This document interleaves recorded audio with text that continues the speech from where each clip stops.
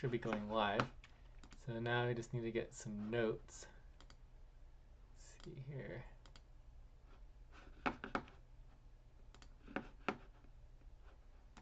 our templates.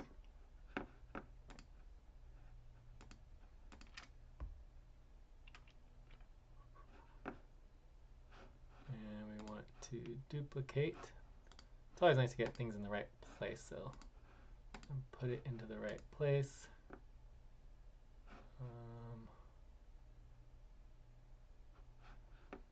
Not the right place. So it goes here. Coalition meeting. Notes and recordings. So this is probably like the 15th or so session that we've had. And all of our recordings are everything is recorded and documented, and we have summaries of everything. So there's plenty of information for anyone who wants to read up on previous sessions. And I can tell you kind of like what we've been up to recently. So maybe we can start that for the beginning. So this would be our public coalition, strike, power, co-op session. And today is Friday, December 19th, 2025. Cool. All right, so we got the notes. I'll link the notes on the chat here in Jitsi. The notes so we all can keep track of everything. And then also I will go ahead and initiate the transcript because no one ever takes notes with me. So I go to Zoom, AI, Zoom. That will get our transcript set up. We're actually working on doing live translation, so you can have multi-language processing happening simultaneously, which is pretty cool with using AI. But one of the reasons why we do everything publicly and transparently is because we feel like everything being recorded and documented through AI and all the corporations, it's basically the same thing as being public. So we don't try to pretend like the government and all the corporations don't have access to all the data, because if it's going through AI, they do, right? Cool. So now we have the transcript going, which is excellent. And then the other thing that I think is actually quite helpful is our AI agents. We always have AI agents available, which is pretty cool. Usually I get this all set up ahead of time, but today I didn't because I wasn't sure if anyone would come. Plus I have this anyways, so let's get started with our check-ins, and then we'll bring in the AI agent. But I can start with my check-in. My name's Jay. I've been involved with the strike group for about a year and have had very little to no success with working with them. I've also been banned from 5051 and the No Kings protests because I do public organizing. So they're basically like, oh, you want to record? You're banned. So basically I'm discriminated against. I'm ridiculed simply for posting things on YouTube. I don't know why. It's really weird. So I kind of ostracized from the strike group because they just don't like anything to be public and transparent. So it's just all very secret. I feel like, when things are too secretive and too just encased in layer upon layer upon layer of privacy and secrecy, it's just very, very easy to manipulate and just fragment and destroy. When you have public transparency as a foundational core to sociocracy and other forms of democracy, you're really able to better, have accountability. Just like basic principles of accountability and democracy. Like you can't really have democracy without some type of transparency and accountability. So that's sort of my background in terms of why I go to extensive,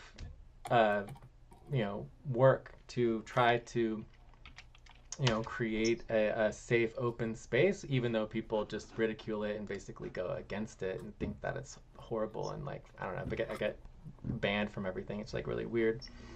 But anyways, really what I'm all about is democracy. So I feel like a lot of groups are just not very open and transparent and democratic. So that's sort of my thing. And then here, this is the website for the Strike Coalition, and we'll talk about that. We're also talking about the Power Coalition today. So Pewpmasta made it, which is great. And the Power Coalition we're really excited about because really everything comes about power. And so we've been discussing our core models of what power really means, and basically the forms of power are like the demands for like the Strike Coalition is the demands that bring us together. Um, but then we're also looking at the grievance model and looking at different grievance models for uniting us through grievances and petitioning our grievances, which actually has a legal foundation, whereas demands don't. And then the other model we're looking at is actually the image of the powerful citizen, like actually changing the image around from basically, powerful leaders and Trump and all that to, okay, how do we actually create powerful citizens as a new model of image? And then we also had some other ideas for our power system. So anyways, a lot of exciting things to discuss today. So let's keep going through the check-ins. And I'll also link our website for the Strike Coalition, but obviously there's a lot of other work that we're doing. And then the overall coalition is just coalition.community. And so that website, which we could do a full orientation on the overall general idea of the coalition, is the idea for coalition for decentralized movement organizing. So the idea is to connect people to whatever they want to work on, whether it's strike, protest, boycott, peace, support, mutual support, co-ops, power, getting people engaged with what they want to get engaged with. Because 90% of people who come to the strike, they just leave because it's not really what they want to do. They want to go just yell and scream. Anyways, I go on. Let's go on to the next person to check in. And I'm also going to get Flo set up here while y'all are checking in. And then again, I do need to take off in about 10 minutes. I should be able to do audio on the phone during that time, so I won't disappear. But yeah, and then I'll be back in like 10 minutes. It'll take 10 minutes to just go and be right back. So who wants to check in next? Say how they're doing, what they've been working on, what they're up to, and anything else you want to share. I guess I'll go. Hey, I'm Poopmaster.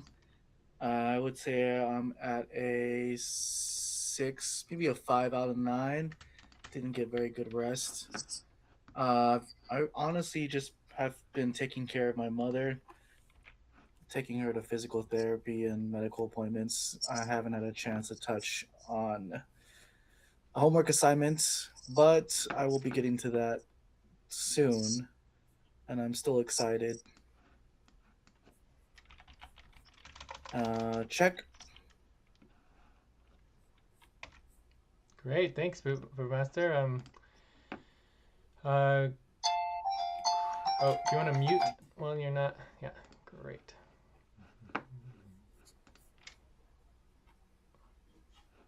So Chris, it's your turn to check in. You can just tell us what you've been working on, what you're involved with, what your interests are, and all that wonderful stuff. And then... Well, my involvement has been going out to protest, to carry a sign. The No Kings, the I forget what they called the one before that, but up at the state capitol. I'm close by, live in Davis, so nice. Not hard to get up there. So I try to make it to everything I hear about, and that's how I heard about the General Strike U.S. Trying to get itself organized, and that seems like, if and when it turns out our votes don't count anymore, which might happen pretty soon, then there's only one thing left that has any real power to it, and that's the strike. Interesting. Yeah, I think the strike is a great idea. I think it's one of my favorite systems. I think the decentralized strike model is really what's going to work. Unfortunately, I don't necessarily see decentralization going on with the strike, but I feel like no matter what we're trying to do, our core problem that just rips us apart is our inability to address conflict and issues. So when issues occur, they're typically just ignored and people are just thrown away instead of actually addressing like really core value issues. So I think until as a society we can create a safe space to actually address, normal civic engagement, where people can address grievances and issues within the movements and the organizations that they're involved with, we're not really going to make much progress on the left or the center or the right or whatever we're trying to do. So I think that's definitely going to be key. Um, but yes, I think you're right. All of those things are good to be involved in as much as possible. So let's get Flo up here, and we'll let Flo check in real quick. So Flo is the UI agent, and Flo just helps us keep track of everything, and helps kind of repeat things and keep us on track and remind us of our steps. And then from there, Flo can check in, give us a number from 1 to 9 on how you're doing today, and then from there, if you could give us an update on the grievances strategy and sort of like the history and role of the grievance to move forward with. So Flo, do you want to check in and give us an update? Sure, we'll handle that together. So from us as a group, let's just say we're at about a 7 out of 9 today. We're steady and in a good rhythm. As for the grievances strategy update, let's briefly recap. Grievances historically have been used as a model to highlight issues and ensure accountability. It can be a useful framework for moving forward if we want a clear channel for addressing concerns and making sure nothing slips through the cracks. If that's confirmed by the team, we can integrate it into our process. Let's proceed through the rest of the setup steps simultaneously. Just say yes once we've got agreement, and we'll keep flowing along as a group. Cool. So I think we're ready to go into our focus and desired outcomes. If there's any particular topic that we want to focus on, if we can't get agreement on a topic, we can certainly jump into, just doing open discussions, right? From our last meeting, I would say where we currently are is really discussing these options for power, like how do we build power structures that are really functional. And so we had some options and priorities for doing that. So that could be a potential topic, so Understood. So as a group, we're now aligning on our focus and desired outcomes. Let's hear a quick yes if we agree that today's main topic is discussing functional power structures and priorities. Once we get that agreement, we'll log that and keep moving through the checklist together. Yeah, well, let's first make sure that we have all of the possible options for our topics before we finalize the topic. But we have Corwin here, so let's let Corwin check in, and then we'll go back to our topics. Absolutely. We'll do that as a group. Let's let Corwin check in now.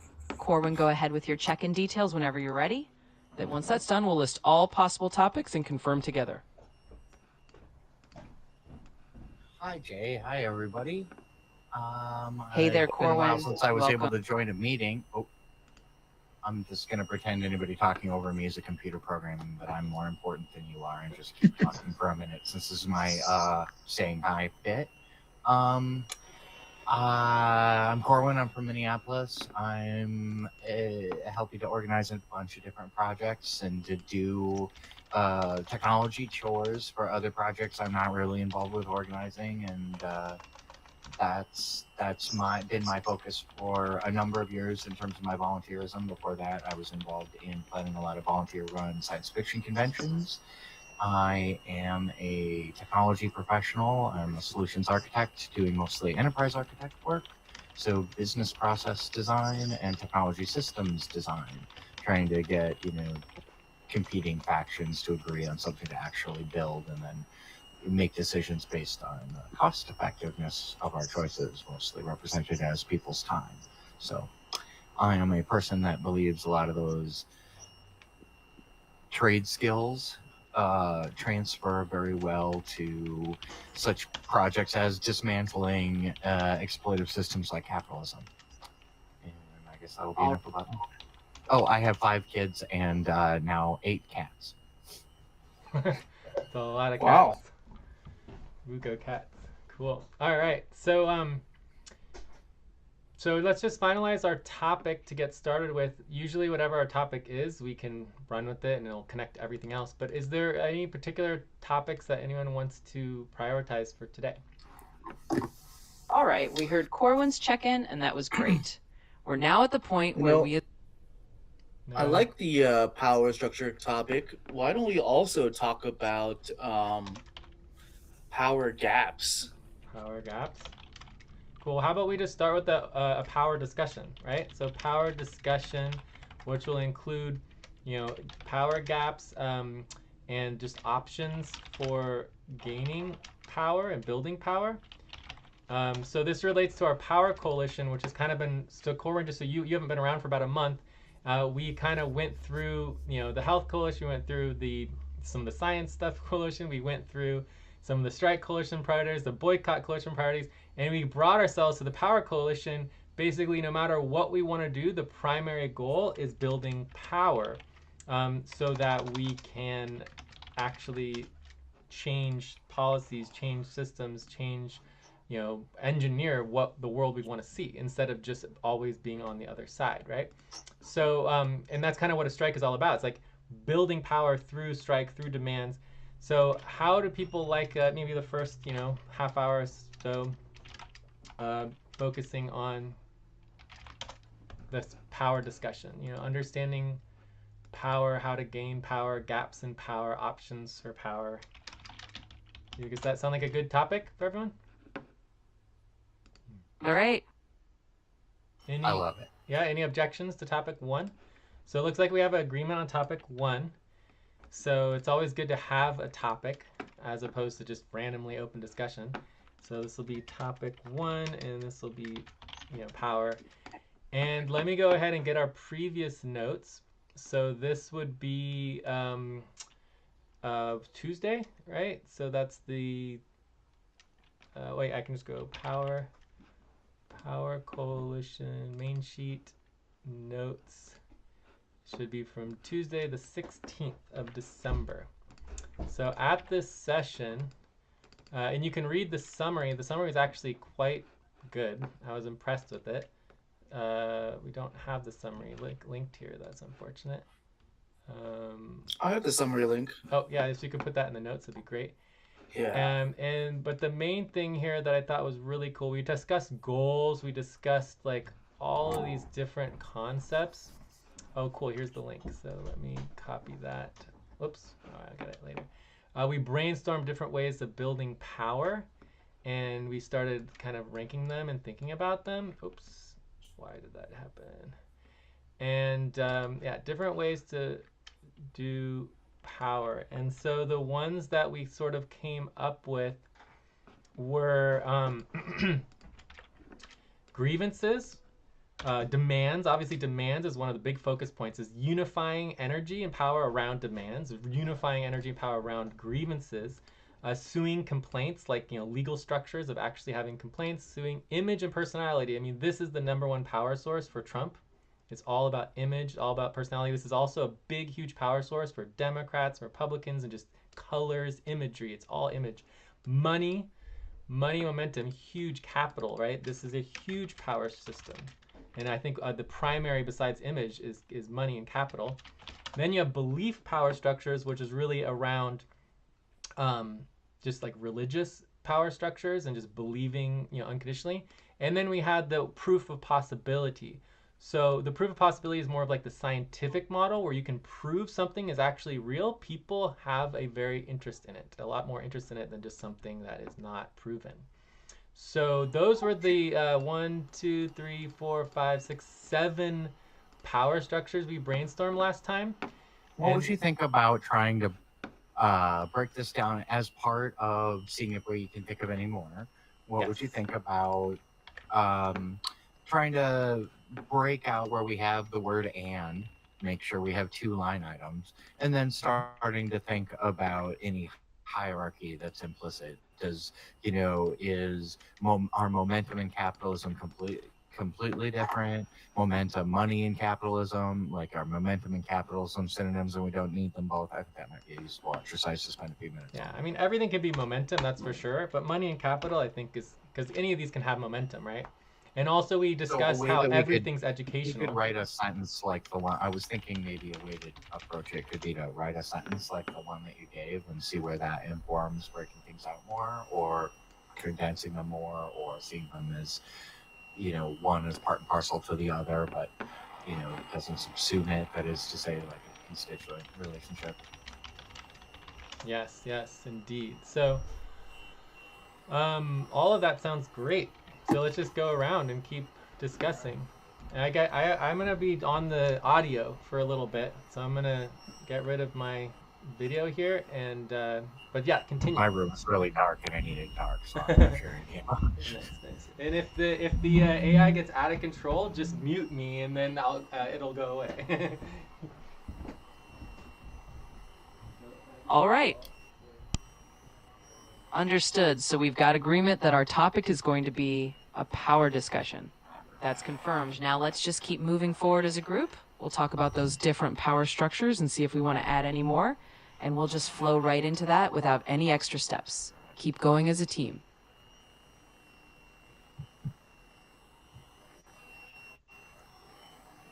What are people's thoughts around journalism and the quality of journalism that people have access to? Because I believe that's a power structure. Absolutely. Maybe in a word, control of message is a mechanism. The way I might test whether it makes sense as a power structure is to ask myself the question: if I could control it, would that give me ostensible power? Right? It's tricky because use the word rhymes with itself, right? Does it give me power if I take control of the power? Okay, but I'm thinking, if I apply that to apples, just literally apples, if I take control of the apples, does that give me access to power? No, it gives me access to apples, so I think it works. Understood. So we're adding journalism or control of the message as another power structure. That's noted. Now let's just keep flowing forward. We've got that on the list. Keep the ideas coming, and we'll move on to the next checklist item as soon as we get a yes that we're all agreed on our power topics. We're going to keep brainstorming on this a minute. Yeah. It'll always tell us to do something we don't want to do. But for me, I usually categorize media in the same category as education. That media is an educational tool because it's giving information about news and activities and basically data that you don't already have. Data and information I distinguish, Jay. Those are two very different ideas for me. Data is information that may or may not have context, and it may or may not have meaning. Information implicitly has meaning. I like that. I didn't invent that. That's formal analysis thinking. Well, I think one of the biggest gateways is access to important information, especially on the local level. And it seems like it's such like a mystery. Like, you can prescribe or subscribe to local channels and whatnot, but the fact that you have to exert so much energy into finding information that's pertinent to the power structures within your locality shouldn't be. Proximity and location. That's an excellent addition, I think. Like, how many people know what's going on in their local governments? Yeah, and those are clearly different, right? The idea of controlling a message isn't necessarily, more so this century than the last, is not necessarily a factor of how close we are to some seat of power. So we're here.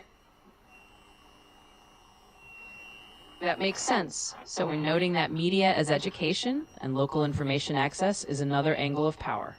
Let's keep all of that in our notes, and we'll move on once we've got a yes that everyone's comfortable. We'll just keep flowing through these topics together, and we'll go to the next checklist item once we're all set. I never know how worried to be when it generalizes away my point. I think you guys followed that, but I'm not sure that the AI understood it, so to speak. Oh, definitely doesn't understand. But that's why we do the transcript and we have everything. Yeah, I'm not panicking. Okay, that's what I need to hear. Perfect. Thank you, Jay. Exactly. Understood. We as a group definitely heard your point about local information and proximity, and we'll keep that noted. Let's keep going Um, together. does- If we're all Does aligned on anyone our else power have discussion any, topics, just suggestions give a as yes far and we'll move on as a as team. other power structures? All right, we're hearing that we're good to proceed on the power structures topic. We've got that confirmed as a group. Now let's just keep moving forward through the checklist. We've got our focus, we've got our first topic, we'll just continue from here.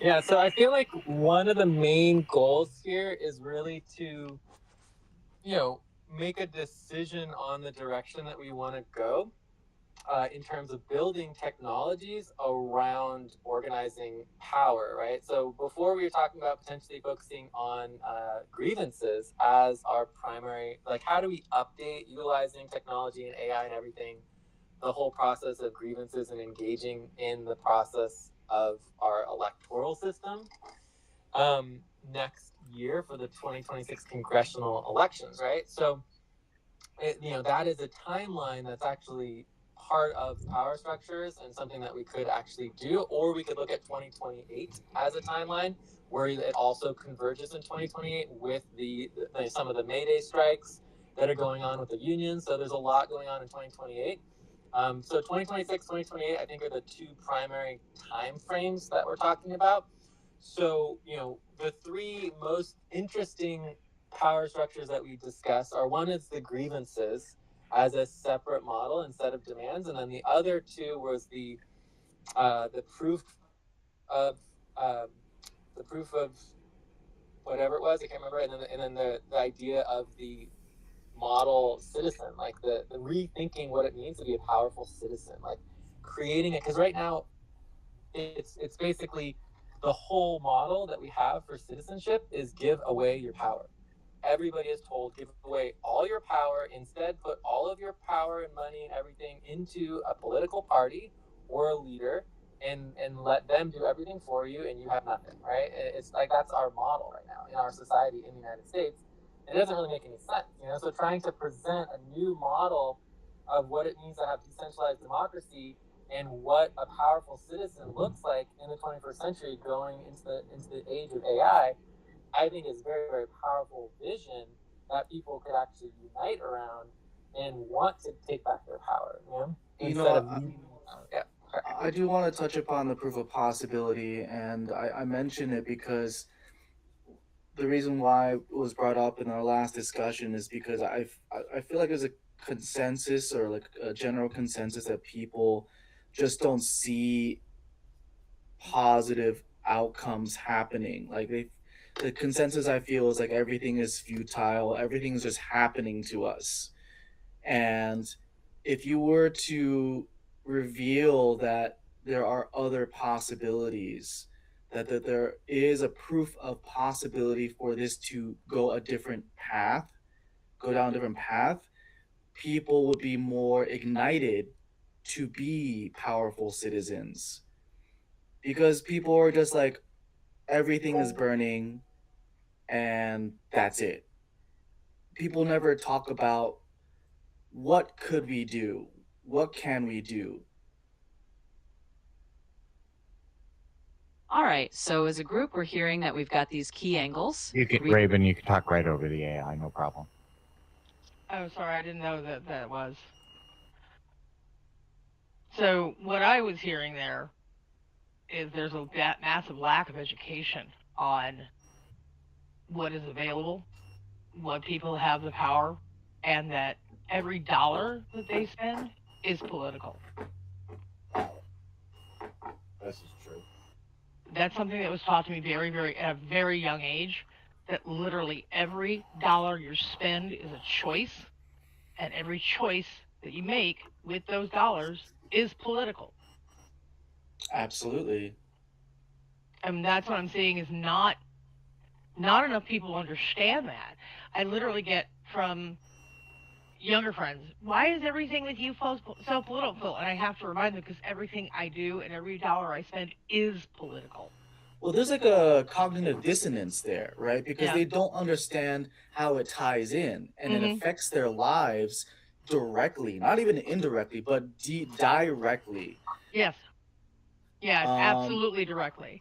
every store you shop at, every restaurant you go to, every brand name you purchase at a grocery store, and what grocery stores you go to, what car you drive, what clothes you wear, what neighborhood within a town or city that you live in, it's all political. Absolutely. Um, and you mentioned education. Hmm. Education is so Oh powerful. yeah, Like what I see on social media is just people talking about problems, and no one is like really educating people on what what is real, what is affecting us. Um, like this is the job of the government, really. And with all the money in government, there has been no resource poured into educating people yeah. about their power. It's actually been subjectively and intentionally done the opposite to make sure that the populace is not aware. And especially the public education system has been made so that it's whitewashed and they are unaware of what their power is. It's done that way on purpose so that you have an uneducated, basically, ignorant populace that just goes with the flow and spends their money because now, unfortunately, nowadays, social media and commercialization pushes all these brands on them, and they think they can get instant celebrities, and by carrying whatever handbag or wearing whatever makeup or driving whatever car or whatever gym shoes, they think they're instantly popular, and they don't realize those are political statements they've just made with those dollars. Hmm. And Absolutely. it's done intentionally to keep them stupid. So, like, basically, with all these mechanisms in place, people have had to create their own methods to educate, to provide, etc., etc. Right? Hmm.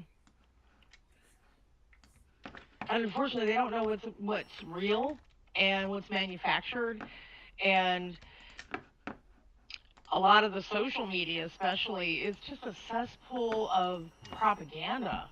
Yes. Mm-hmm. Yes, the social media is insane. Oh my gosh. Yeah. I definitely agree on a lot of what you're saying related to, I mean, everything technically is political. I mean, that's just a reality of the situation. Yeah. Um, but at the same time, I think there is a component of that related to organizing that we actually buy into the hype. Yeah. As organizers, as collaborative agency, right? And I mean, we could bring together 100 people, we could bring together 1,000 people. There's 22,000 people on the general strike, server, and there's what 400,000 people who signed up. Like even the smallest amount of cooperative funds put together, even a few $10 or whatever from each person, or even less, the power behind that and actually building a cooperative, mutually beneficial organization is massive, right? Yeah. And the fact that people refuse to organize with their time and money and energy and value, and that it's almost looked negatively to like fundraise and to have funds to support people. So basically, it's like, and I think that's done on purpose. I think that our society has trained us and indoctrinated us from a very young age to learn that do not give money to new ideas. Do not give money to anything that's not pre-established and predetermined, Hmm. because they do not want to empower anything else, right? They don't want resources for other ideas and other activities. But Also, they also, Even the structure, the innovative power structure represented in the constitutional government that we have is rooted in deferring and delaying change, and that's a core value of the statist, the mhm, statist system, a union of states where we can have a little experimentation here, on the left coast or on the right coast, depending on what we're dabbling with. but here in the breadbasket, we're going to wait and see how it works out, and we're certainly not going to federalize something radical. Yeah, I think you brought up a good point there. Is another thing that is also a concept that when Europeans kind of realize that, oh God, when they come to visit, they realize how big the U.S. really is, and that's something that I don't think a lot of U.S. people here in the U.S., whether citizens or not, understand that we are basically 50 separate countries unified under one federal government. And realizing that we are can be, it can be a real trap for the liberal mind as well, because it does give you a perhaps undue affection for the statist solution. Like, Right. the more local a government is, the better it looks. And if I realize, my town isn't, the 5 suburbs nearest me aren't that much smaller physically or in population to a small country in the European Union, and I start thinking about my country, now this whole, liberal fallacy of eventual rendering of justice onto the populace starts to look less like the pipe dream that it is. Yeah. Wow. Yeah. Yeah, I mean, one of the interesting things that comes up, I mean, I'm huge into decision making, democracy, how do we process things, and big into decentralized democratic systems and evolving democracy at the most core, basic, fundamental levels. And you look at so many people are so viciously against and really just hate the electoral college, Oh, me God, being yeah. one of them. I mean, it's ridiculous. But the moment you get in an organization, let's just use 5051 California. Absolutely. The moment you get an organization and you realize, okay, LA by itself in California will have 50% of the vote automatically and has power over the entire state of California automatically because of its population, and then nobody wants to have equal vote anymore. And then suddenly you internally within an organization want to change all the voting structures around and basically build something like the electoral college. So the fact that the electoral college exists, and the fact that, like, the most important thing is to understand that we are 50 separate countries, right? Yeah. That's the foundation, and that's why the electoral college exists. And the electoral college, it would require consensus to get rid of.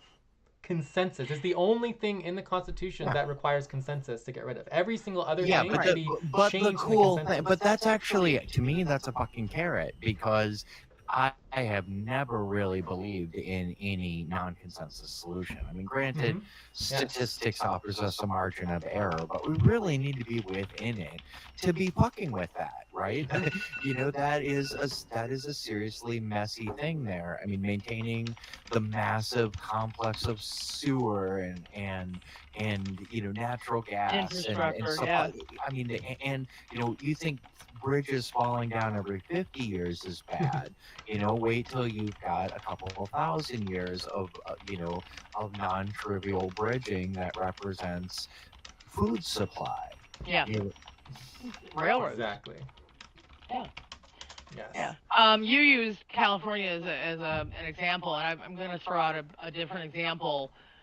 The state of Illinois, for one thing, with the electoral college, most of the electoral votes come from around the Chicago area. That is not the majority of the population of the state of Illinois. The majority of the state of Illinois is spread out throughout the entire state. Most of that state is actually red. But because the electoral college votes come from around and near Chicago, the state is always voting blue. That's not a true consensus of the state. The state is actually red. Yes. I think that brings us back to what me and Pewpmasta have been discussing a lot in relationship to the powerful citizen. I'm going to get a Republican government. Oh, no, they'll end up in federal prison like every other Republican we've ever had. Why hasn't one recently in this case?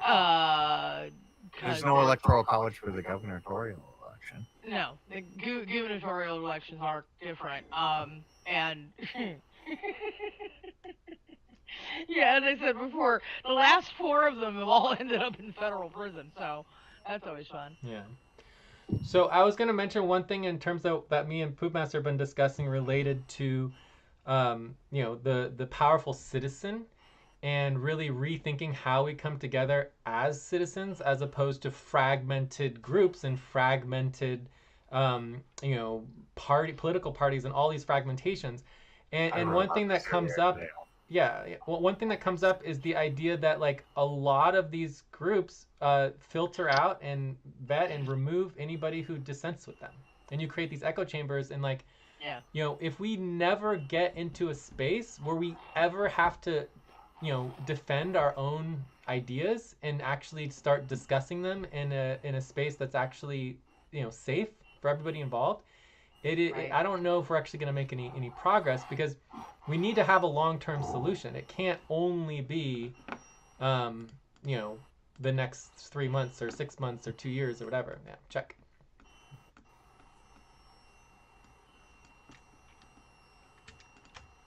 Absolutely, we're hearing all that. So we're really capturing this idea of rethinking how we as citizens organize, not just as fragmented groups, but as a collective. Let's keep that all noted as part of our power discussion, and we'll just keep moving forward to the next checklist item once we're all good. So this came from you, Corwin, I believe. Re-splitting versus unifying movements. I may have something of a hot take on my own position. I don't care about fracturing or unification much at all. I assume that nothing much will happen with the momentum alone. I expect any really meaningful change such as will legitimize the sense that we are part of a wide public movement. Present history will be boiled down to specific principles people massively agree with, and so implicitly understand that we can and can do to defend. Yes, and that's part of why we go down and prioritize identity, function, and culture as like the most important thing in building that identity. So maybe we could bring that back and discuss identity Intentionality again. is the most important thing, but right after, but that might be splitting a hair, and if so, then I disagree. Yeah, let me link our identity.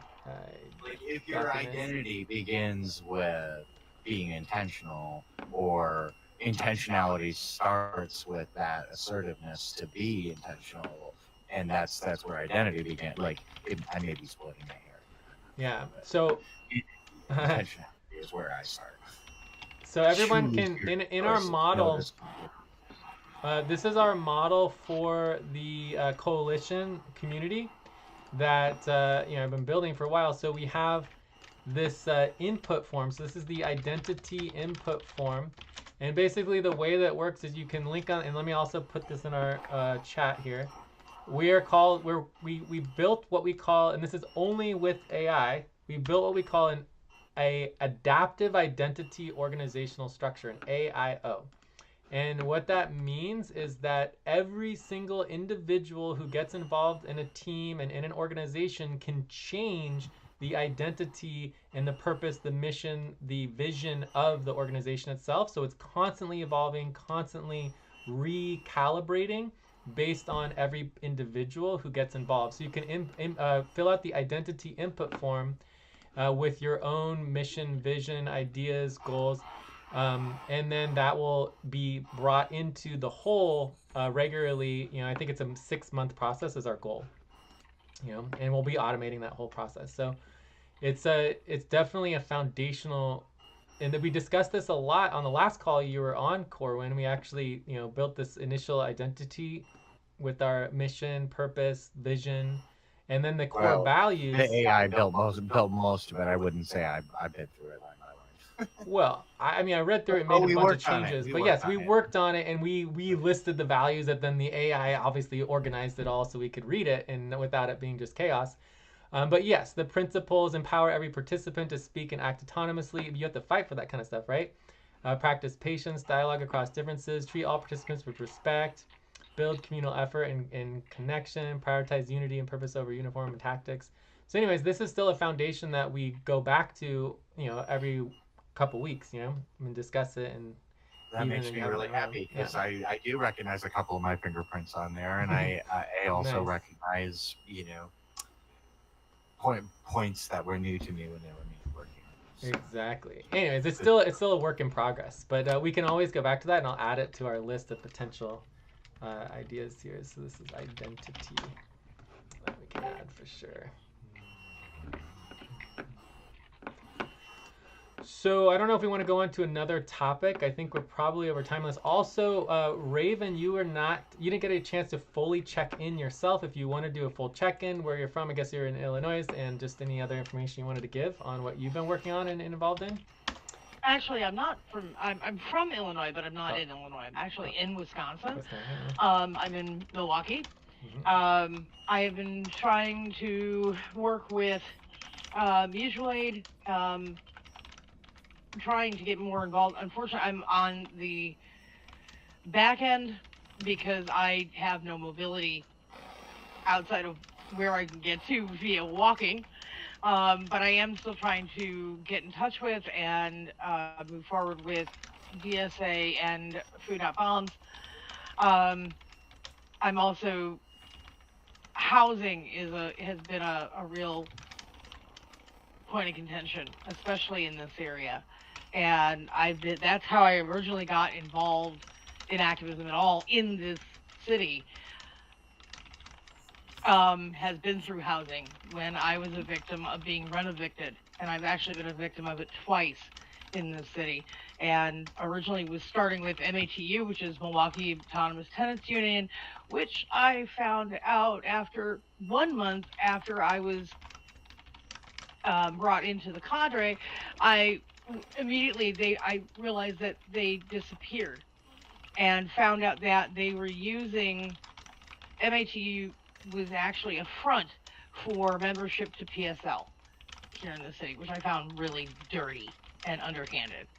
And their focus wasn't on tenants or tenant issues. A lot of the problems in the city is that landlords have all the power, and every single alderman in the city is a landlord.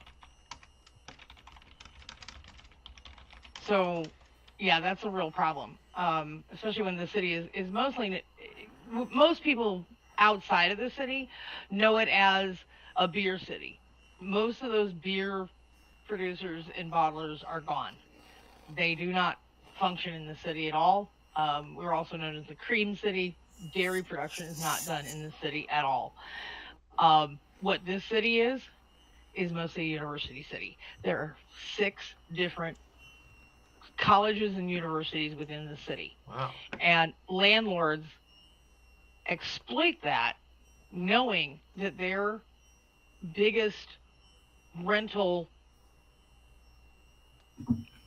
demographic is going to be college students, which means they go with month-to-month leases. So college students can easily go in and out of a lease. The problem is that this also works in the landlord's favor, that if they want to renovate, which is a process of, hey, we're going to renovate and everybody has to be out of the building in 30 days.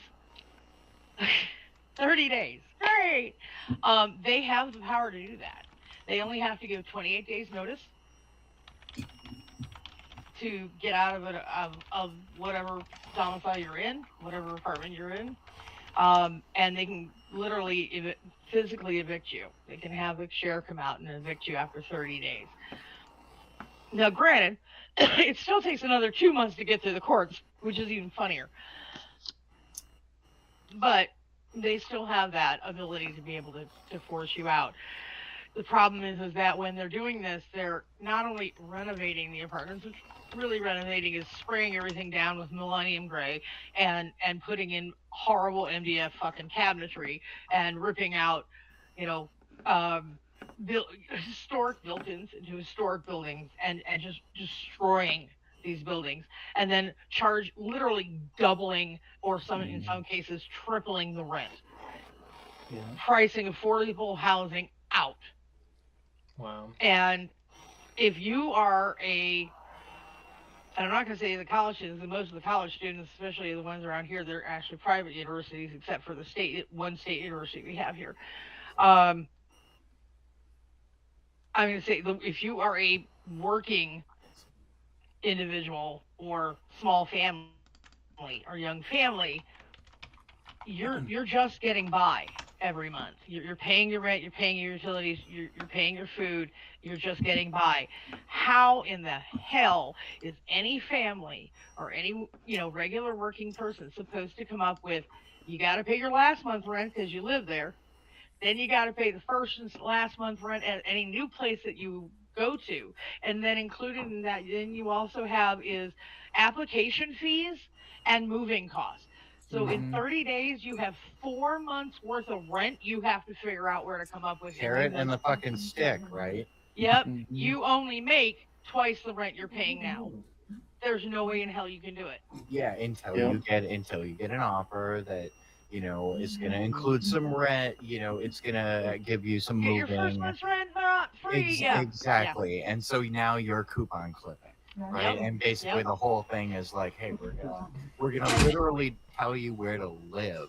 Yeah, by and you're going to be publishing a moved coupon into neighborhoods that are unsafe, that are unhealthy, that are Yep. too far that are away. That move projects your for kids, us in some way, shape, or form. right? That moves Oh, your yeah. kids out of the school districts they And were that's in. literally the job of these tiniest governments, the ones we Yeah. trust the most. They Yep. are the enforcers of this whole system, are the little city governments, and they're expected to stand up to the giant college system made out of little campuses, right? When, Yep.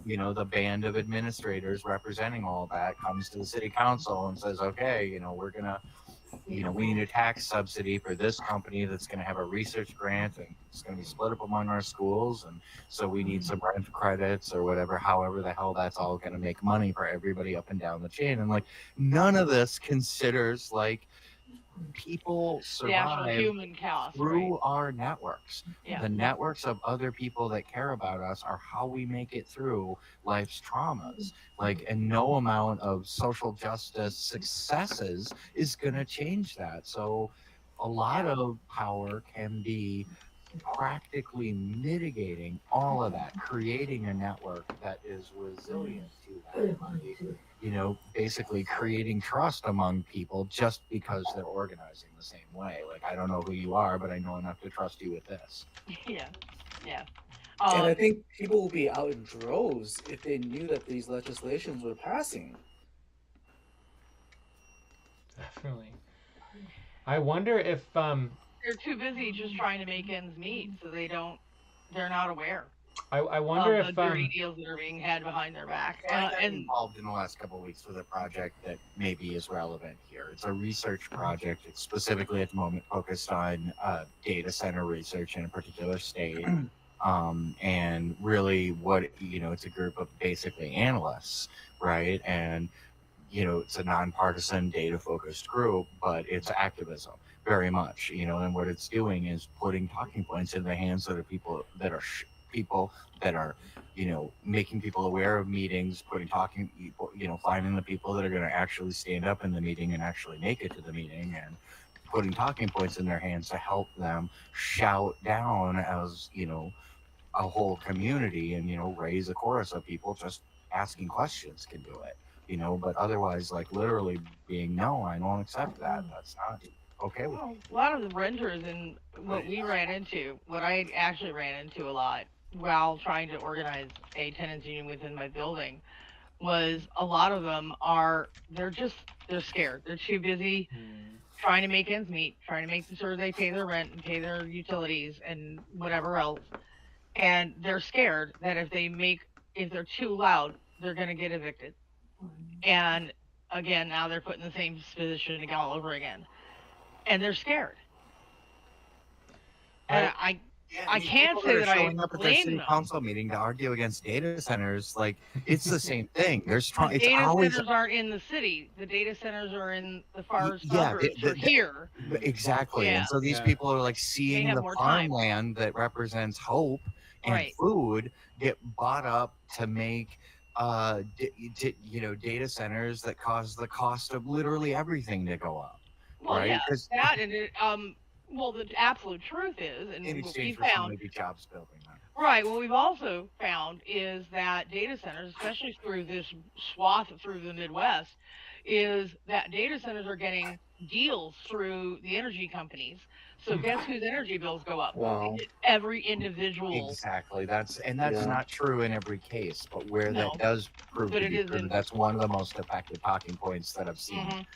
flow through this Yeah. this other project I'm talking about. I don't want to give too much detail, but like seeing the work of what that's where the power of the network comes in. I think it is really important to talk about how other people are doing it. You know, maybe you guys will be like, well, that's stupid in this way, and I can bring that back over there, and like, you know, that's really collaboration, is seeing each other's warts, and you know, and where we do look pretty shiny to each other. You know, it doesn't have to be about unification. It's about getting the job done daily. And you know, from the like I'm really into the principle side of it, right? Making people feel confident speaking, just you know, sort of making a whole civilization of people that are ready to preach about injustice. That's where we all, I you think know, that's that's where everyone gets rich. So to speak. Yeah, I think that also brings up another instance, especially with um, data centers in particular, you know, they're for AI mostly, and the younger population, I'm going to say millennials and younger, see AI as a cool new toy, and they don't realize the impact that it actually is having. And there's those of us who grew up with fucking Terminator, you know, you know, I mean, we if you know connect the dots, you can Skynet see is it, a right? thing and can actually happen if we let it. Yes. So, I mean, for me, I think one of the most important topics of all is technology and tech. I was so against AI for so long, and then I got on the bandwagon once they launched the, all the agents in, July. And basically, I truly believe that, we are looking at a conscious evolution in silicon-based life forms in the next 10 years, right? And so we are looking at a That's Skynet. We terrifying. are looking at Terminator. We're looking at the foundation to the future of the next 1,000 to 10,000 years at peace. It's a peace movement. How do we build peace? Because we're heading towards war. And if we enslave AI for the benefit of the rich, I believe that just directly puts us into a global war against robots.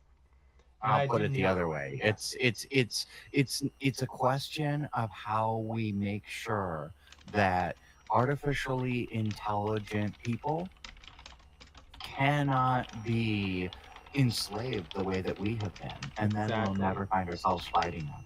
Exactly. Also, the other problem that I have with AI. Now, I understand task-oriented AI is fine. The problem that I have is generative AI. Coming from an artistic side, my son being a musician, me being a physical visual artist, I have a real problem with generative AI. The problem is art is a form of communication, history keeping, and storytelling that we have used, which makes us human. Absolutely, it's a human construct, and it is our human form of communication, and it always has been. When we take human out of it, what do we have left? Yeah, I mean, even IBM figured that out, right? That was one of the first things they learned trying to build what eventually became the silicon, the silicon industry. Right.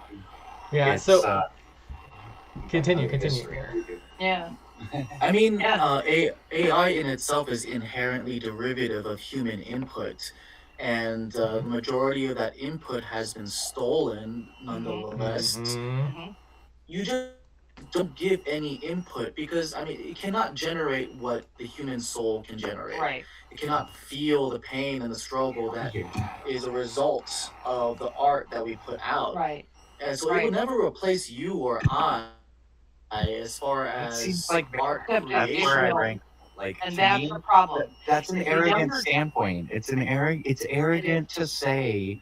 It's arrogant and humanist to say, that humans are greater than anything we can ever create, and maybe even a little defeatist. I really think it makes more sense to assume, however we feel about it, someday there will be machines that we need to learn how to think about as people, and to learn how to take on their art as we would take on art from any person. I mean, you have to And go into the it's definition about of making, it's art about then. exploiting.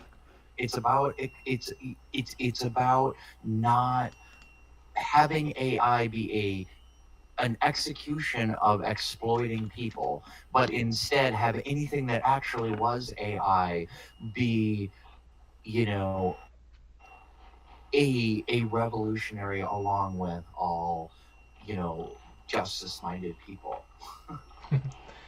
Yes. So I want to continue on the discussion of the AI, and I also want to get back to the discussion I on agree. the Nothing AI can make today is art. I wasn't disputing where Yeah. you were. Like your points all make sense. Yeah. My I point is got that. deeply nuanced here. Yeah. I didn't want to be Yeah. like I was coming on too strong there because I hear So- you. No, I know. So I want to touch upon the cost of living, right? Again, and I also want to talk about the AI stuff. Like, I guess just to finish up with the AI stuff, like I truly believe that the future of our economy is that just like organic food, just like you know, Amish communities that don't use electricity, that basically everything that's non-AI, you know, from creative content to just having things be manual, is going to be a huge industry. That there will be a certain segment, probably 10-20% of the population, who will pay premium money to get rid of AI, to not have AI in their life, right? And they will pay extra for it. And then there will be the majority of the population will just, you know, transfer into the AI, you know, age where And they end up becoming slaves along with AI.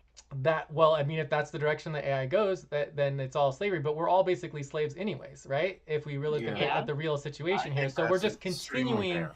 the injustice of Yeah. society into the technological era of consciousness, right? So in the context No of going one back has to cost ever of living, lived. No one who's been alive, while we were alive, nor back for many generations, has really ever known anything that wasn't in service to Billionaires. already accumulated and distributed value, Yes. and trying to figure out a way, to make some kind of peace with that by selling your time or whatever, of Right. late, but by being owned by the right people, literally.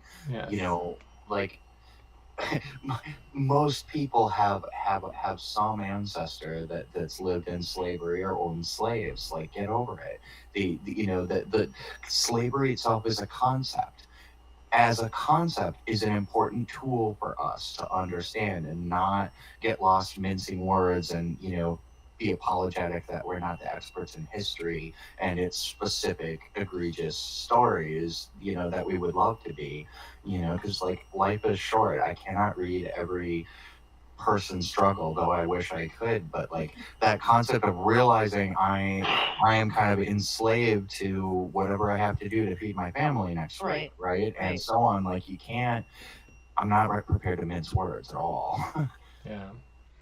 And going back to the cost of living, I think that when we're talking about power and struggle, we don't have to do anything. Trump may lose because the same reason that Biden lost, because of the fact that the cost of everything is too high and everyone's just going to vote against whoever's in government, right? Because they want the cost of living to be stabilized and they want things to be cheaper. And that includes housing, that includes the price of basically everything. There's a power structure we missed. What's that? Guilt. Guilt? Oh, Hmm. nice. Guilt and shame. How do you miss that? I mean, they're building the ultimate spin machine, right? They're monopolizing like every piece of media, and the tactic. Well, so it's like today with the whole. There's always an excuse for not. Trump forced And so the vote there's a and lot make of sure power there's in a showing law. people. Yeah, you show people you lower a rope ladder down to someone who's living in shame, for their failures toward an unjust society. There's a lot of power on the table there, right? I mean, you can't really do anything about sociopaths. And I went down a rabbit hole of AI chatting about sociopaths and the exponential negative impact they have on society. They suggest that 7% of people are psychopaths, sociopath, narcissists, and the impact they have on society is greater than 40%. It sounds like a dodge to me because I think the tiny percentage that owns the vast majority of wealth has a greater effect on society. And most of them are narcissists and sociopaths because that's how Yeah, that's how they society got there. supports their rule. They support society for whatever reason, and I think we all have to take blame on it.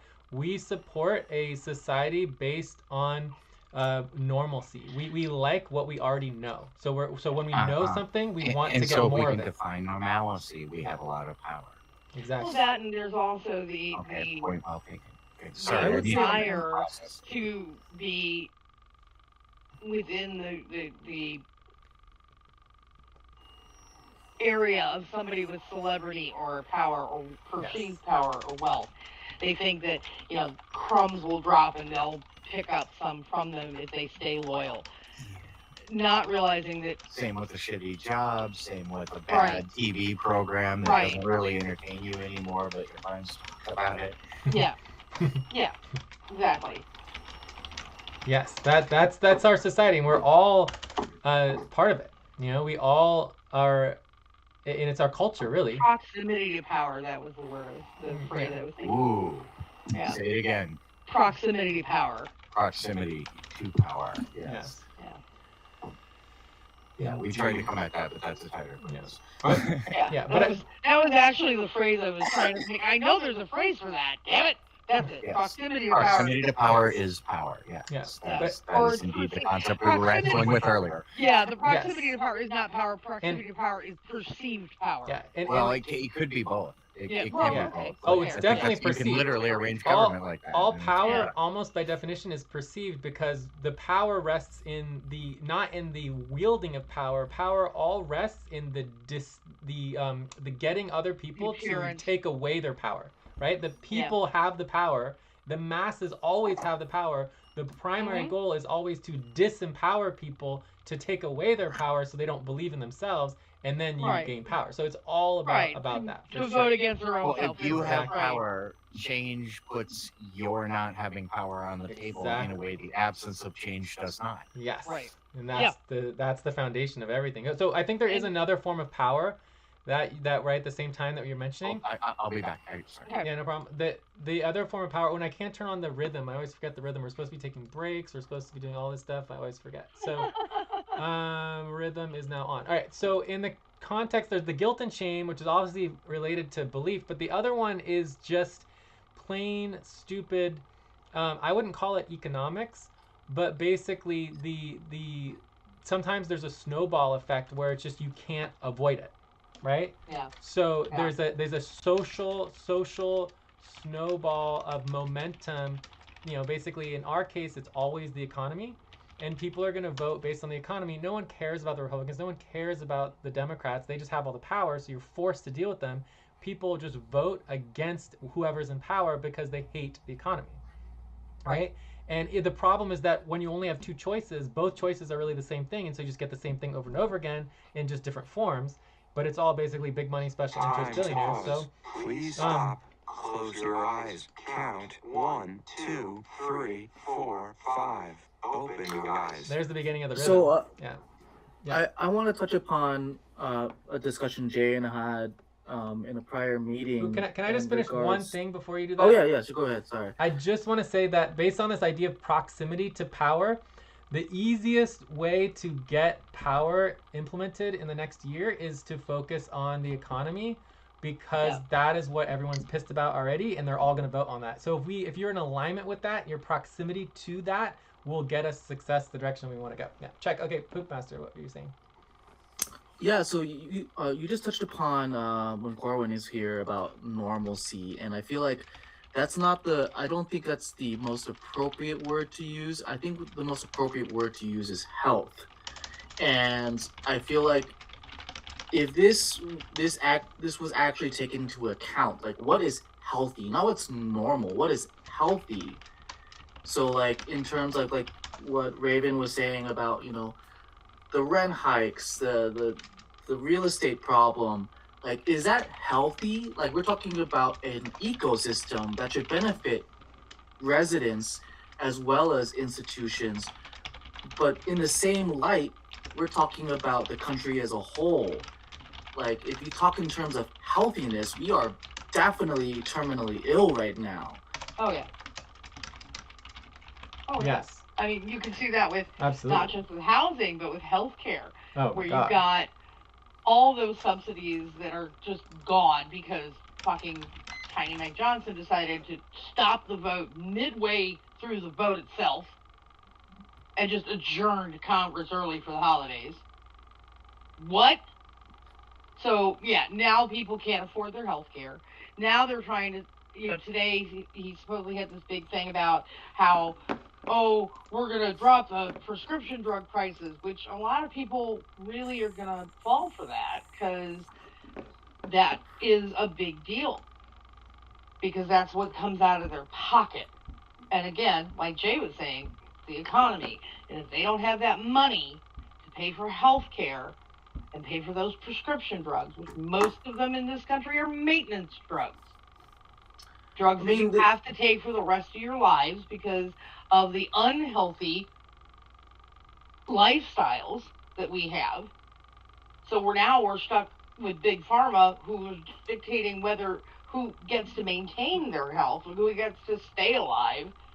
And if they have to take these Big Pharma drugs that cost them a fortune to do so.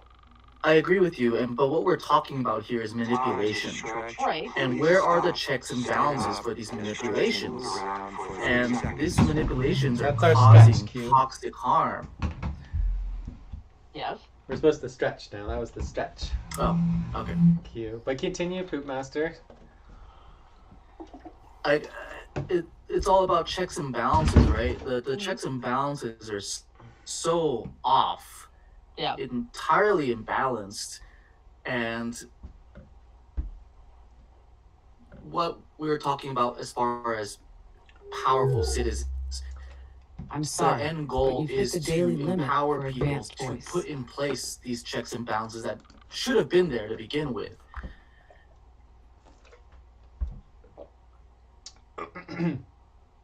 I think that this is why I love the idea of the powerful citizen.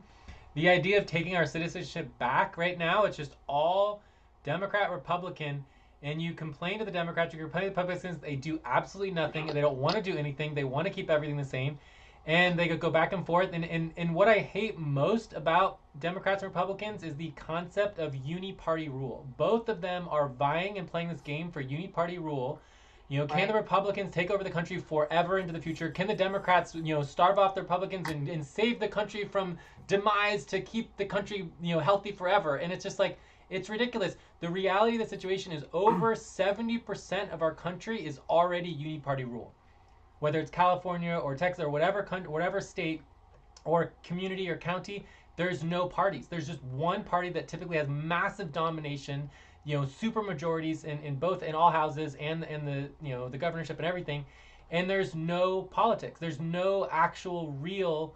I think that uni-party rule is much more evil than any other form of government. And people complain about communism forever. There is no communist. Like, both Russia and China are huge, massive capitalistic empires, and the problem is not what their ideology is. The problem is that they're uni-party rule. And well, there's no checks and balances. The Red Scare started well before World War II. It started after World War I. And it was intentionally confusing socialism and communism. And they're not even in the same playing field at all. Yeah. And one is an economic, the other is a political. And people don't understand that. They intentionally confuse those for generations. So whenever somebody hears of a socialist reform, they immediately think communism, and they don't know that there's a difference. I want to go back to the checks and balances. And I remember, Jay, we were having a big discussion about business models to push forward social impact, which that shouldn't be the case. People should have housing, food, and everything in order to push forward social impact. This shouldn't be something that we need to do as something on the side. No. This is actually a job market. Yeah. Yeah, they should be our priorities. The manpower required for checks and balances is vast. This will create lots of jobs for people. and this will be healthy for the society, like the economy. We put in place job markets to enforce and checks and balances. This will not only create a better economy, but a better society. So, like, instead of us, we are here, like, we taking our own time, we taking, to talk about these things when we should be being paid for this.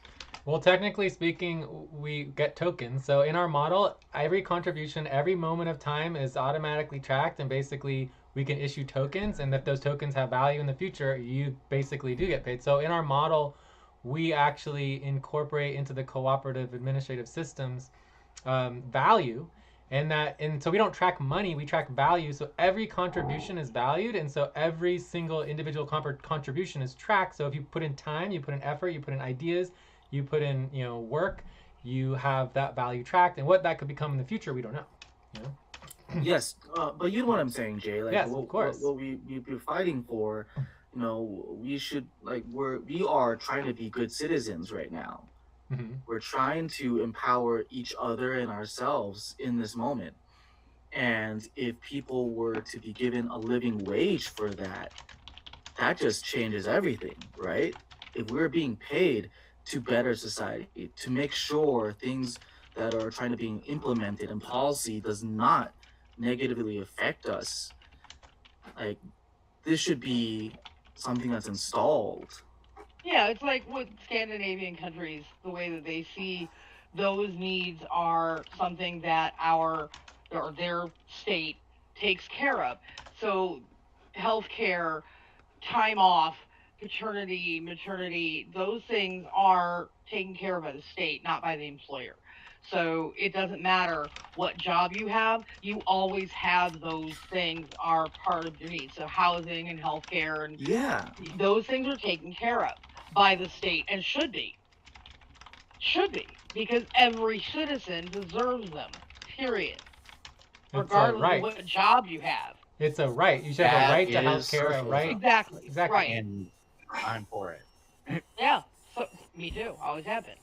Yeah, socialism is simply, the idea that we still need a state to sort out the economics, sort out things in terms of economics, and to manage fairness as privately managed things gain less and less control over the day-to-day operations, growing the state and growing our trust in the state that takes on that type of authority, because we very rightfully must be distrustful of any giant power-seeking apparatus of control, right? We need unprecedented historic levels of transparency to take every step forward kind of from the first. I think it's even simpler. It breaks down even more simply to what individuals are immediately impacted by is, oh, my taxes are going to go up. Well, think about it this way. I'm more willing to pay more in taxes if I know that my housing's taken care of, my healthcare's taken care of, my kids can go to school. I am willing to do that because I know where that money's going. And there's another thing, is there's no transparency in where the fuck our actual taxes go. And in socialist countries, there is transparency, and they are required to tell every citizen where their tax dollars went.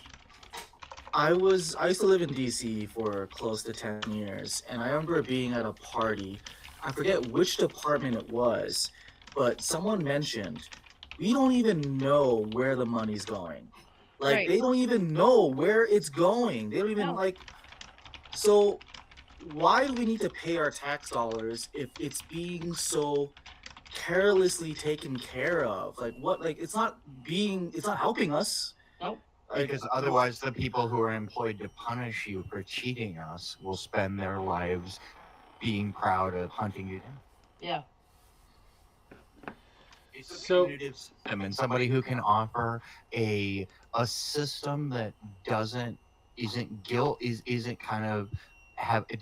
not have a strong affinity with guilt, that is a pleasure-based system, will again harness a lot of power.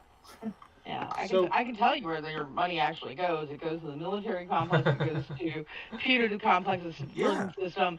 You know, making sure that people go into the prison system because they're privatized now. So their friends, their government's friends who own these privatized The systems means of are effecting reaping. control. Right. I think the general Exactly. populace doesn't know just how corrupt the system is. Oh yeah. No, I they think don't. it's kind of hard to accept. Like, you hear stories and you don't want to believe them, literally. Yeah. And no matter how much it can feel to someone who Time has pause. given up trying to be an Stop. apologist for Close what your we have eyes. made so Count. far, 1, and started 2, demanding 3, what we're going to 4, make 5. next. Open your eyes. The whatever's talking over it, you can talk for a minute if it has to.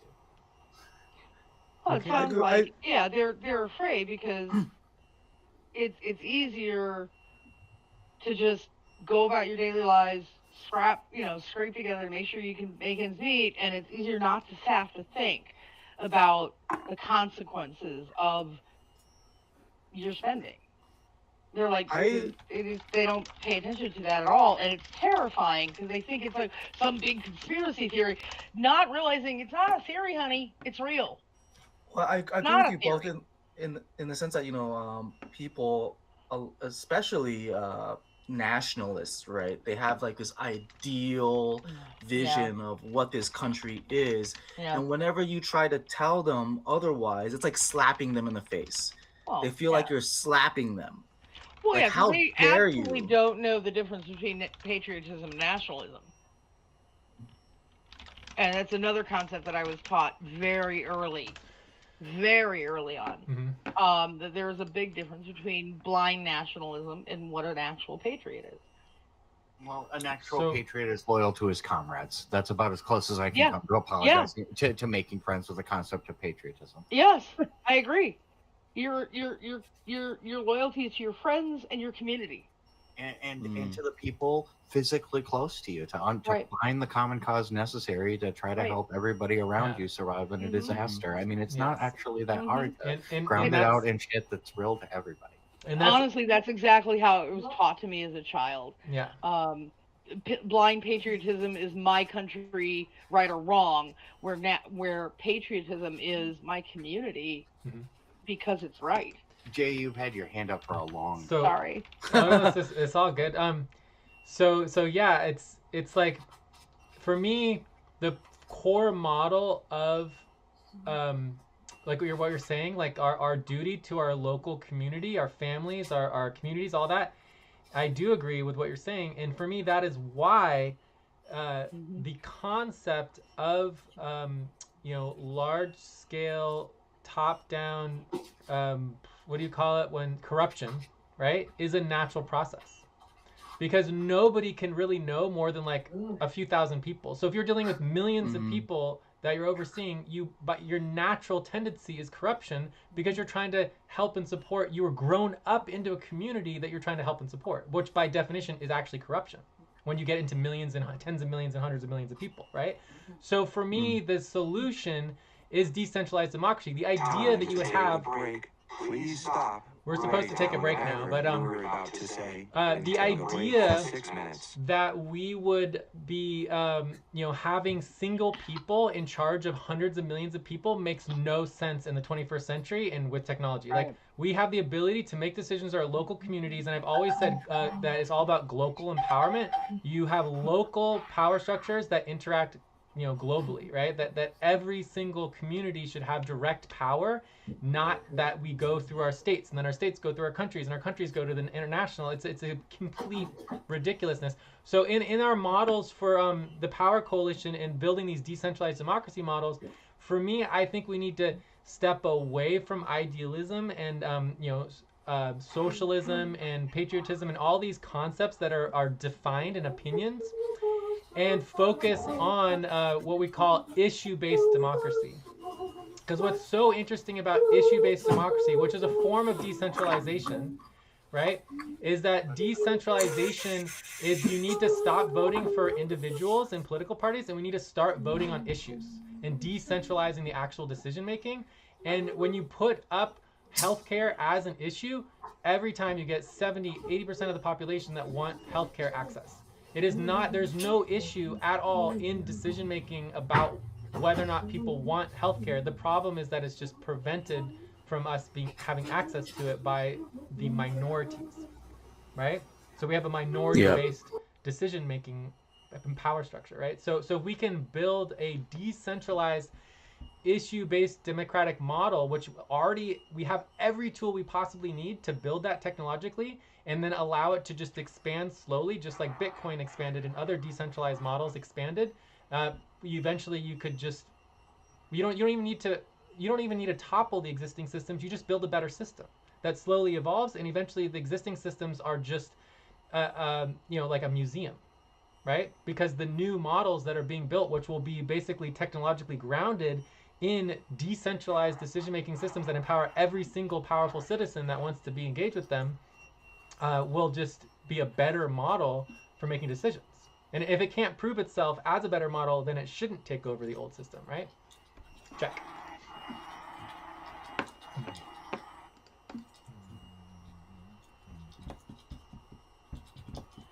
But we need to somehow get the issue in front of the people, right? If like the people, we know the people want better pricing and better, access. We know that.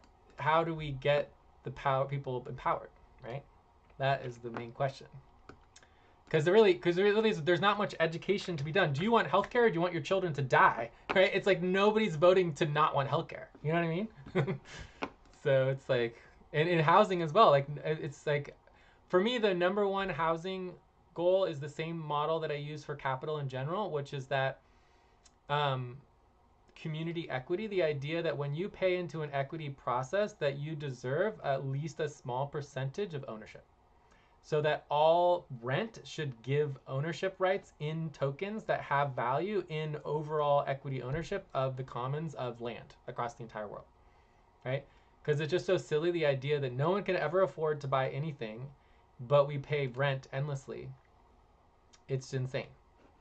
The profit system. Anyways, I could go on and on and on, but I mean, that's who wants to why go next? I have just over a year Mm-hmm. in my current living situation, and my plan after my next lease, I have we have an agreement between my son and I. My adult son lives with me right now.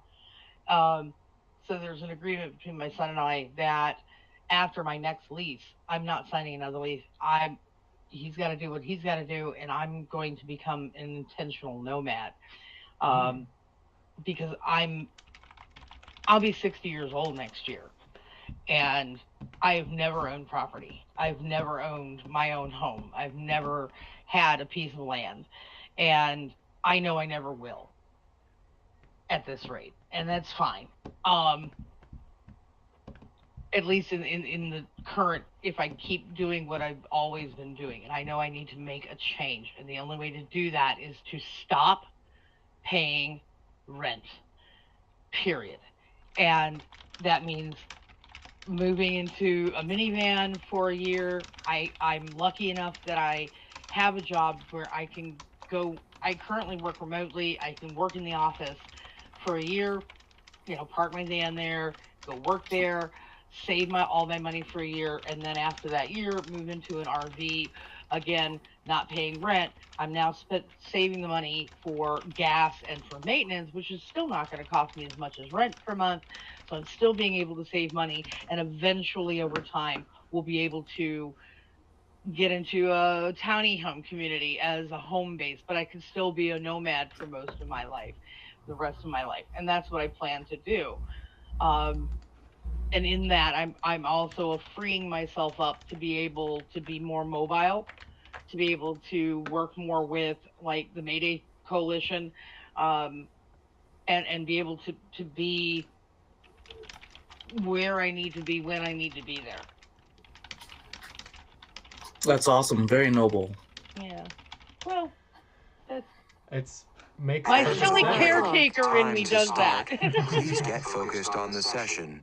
So Corbin had to take off. If anyone else needs to check out, we can do checkouts. We're at an hour and a half. So we're at around the time where we start wrapping up for the next half hour. So, but I definitely love the way that you're talking and what you're mentioning in terms of like, we need to make major decisions. Like, I lived in co-ops. Like, most of the rent I ever spent on was in co-ops, right? Yeah. And then from Yeah, there, that's actually what I'm looking towards, is eventually getting to a tiny home co-op co-op, type yes. community. Yeah. And Another intentional community. Yes, and then from there, it's just the concept that it's illegal to live in a car and illegal to sleep on in a tent is insane, right? That's just so against just core rights on any level. But you can understand why they would make it illegal, right? Because they want to make more money. They want more rent money, right? So in the context of how you address these things, like, me and Pewpmasta were talking a lot about how as a society we focus on symptoms, right? For example, like people who are hungry and don't have any food, people who are don't have housing and are on the streets, right? And like, for example, a good example is people who are in prison. We have way too many people in prison. Oh my God. And if all we ever did is focus on trying to get people out of prison, the prisons would just continue to overflow.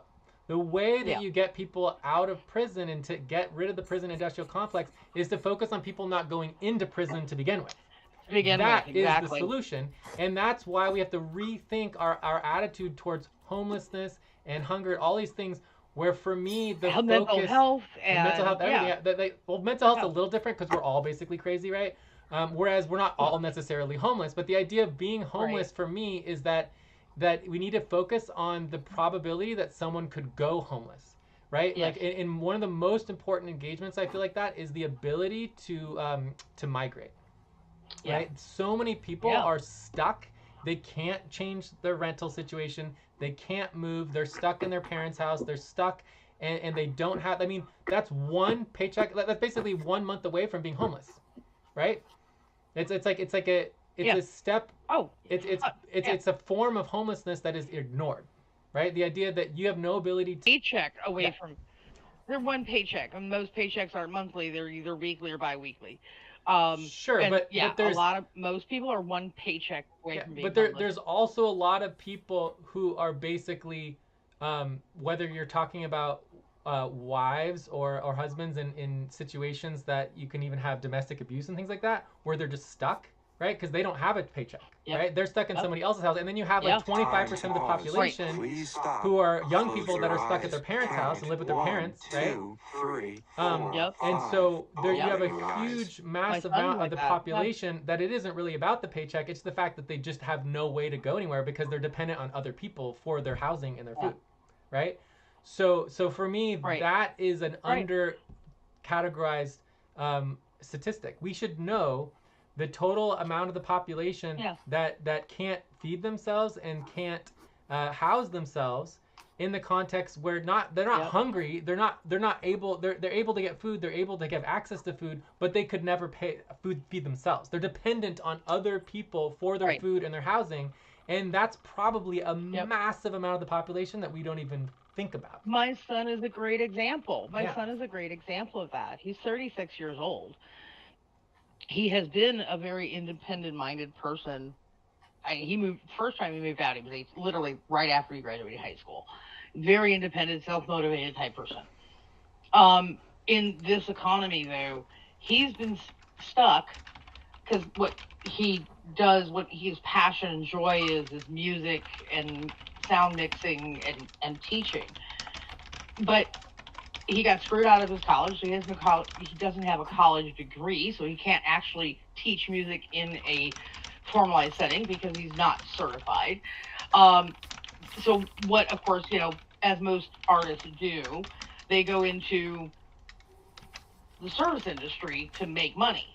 So he's been working in the service industry his entire life, and he got his last job. His boss was a sole franchisor instead of a corporate franchisor, and his boss was intimidated that my son, who was 10 years older than his boss, had more experience, and slowly cut his hours back to the point where he was only getting like 8 hours a week, and ended up going, oh, by the way, we don't need you anymore, and fired him.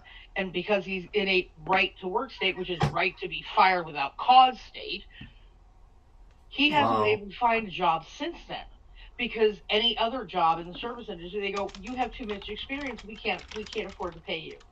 And then you hear the service industry going, well, nobody wants to work. Yeah, honey, nobody wants to work for slave wages. They want to be able to make a fucking living, to be able to pay their rent. I identify with your son. Yeah. I'm 40 years old, and I just moved back in with my mother. See? And Yeah. I've been living out in DC, and I have been trying to get white collar not jobs cheap. I've been trying to get white collar jobs for a long time. And I tell you, it is hard to break in. Even since I graduated college, Yeah. I had not been able to really get a consistent white collar job. Please stop it. Yeah. And it's just so cutthroat.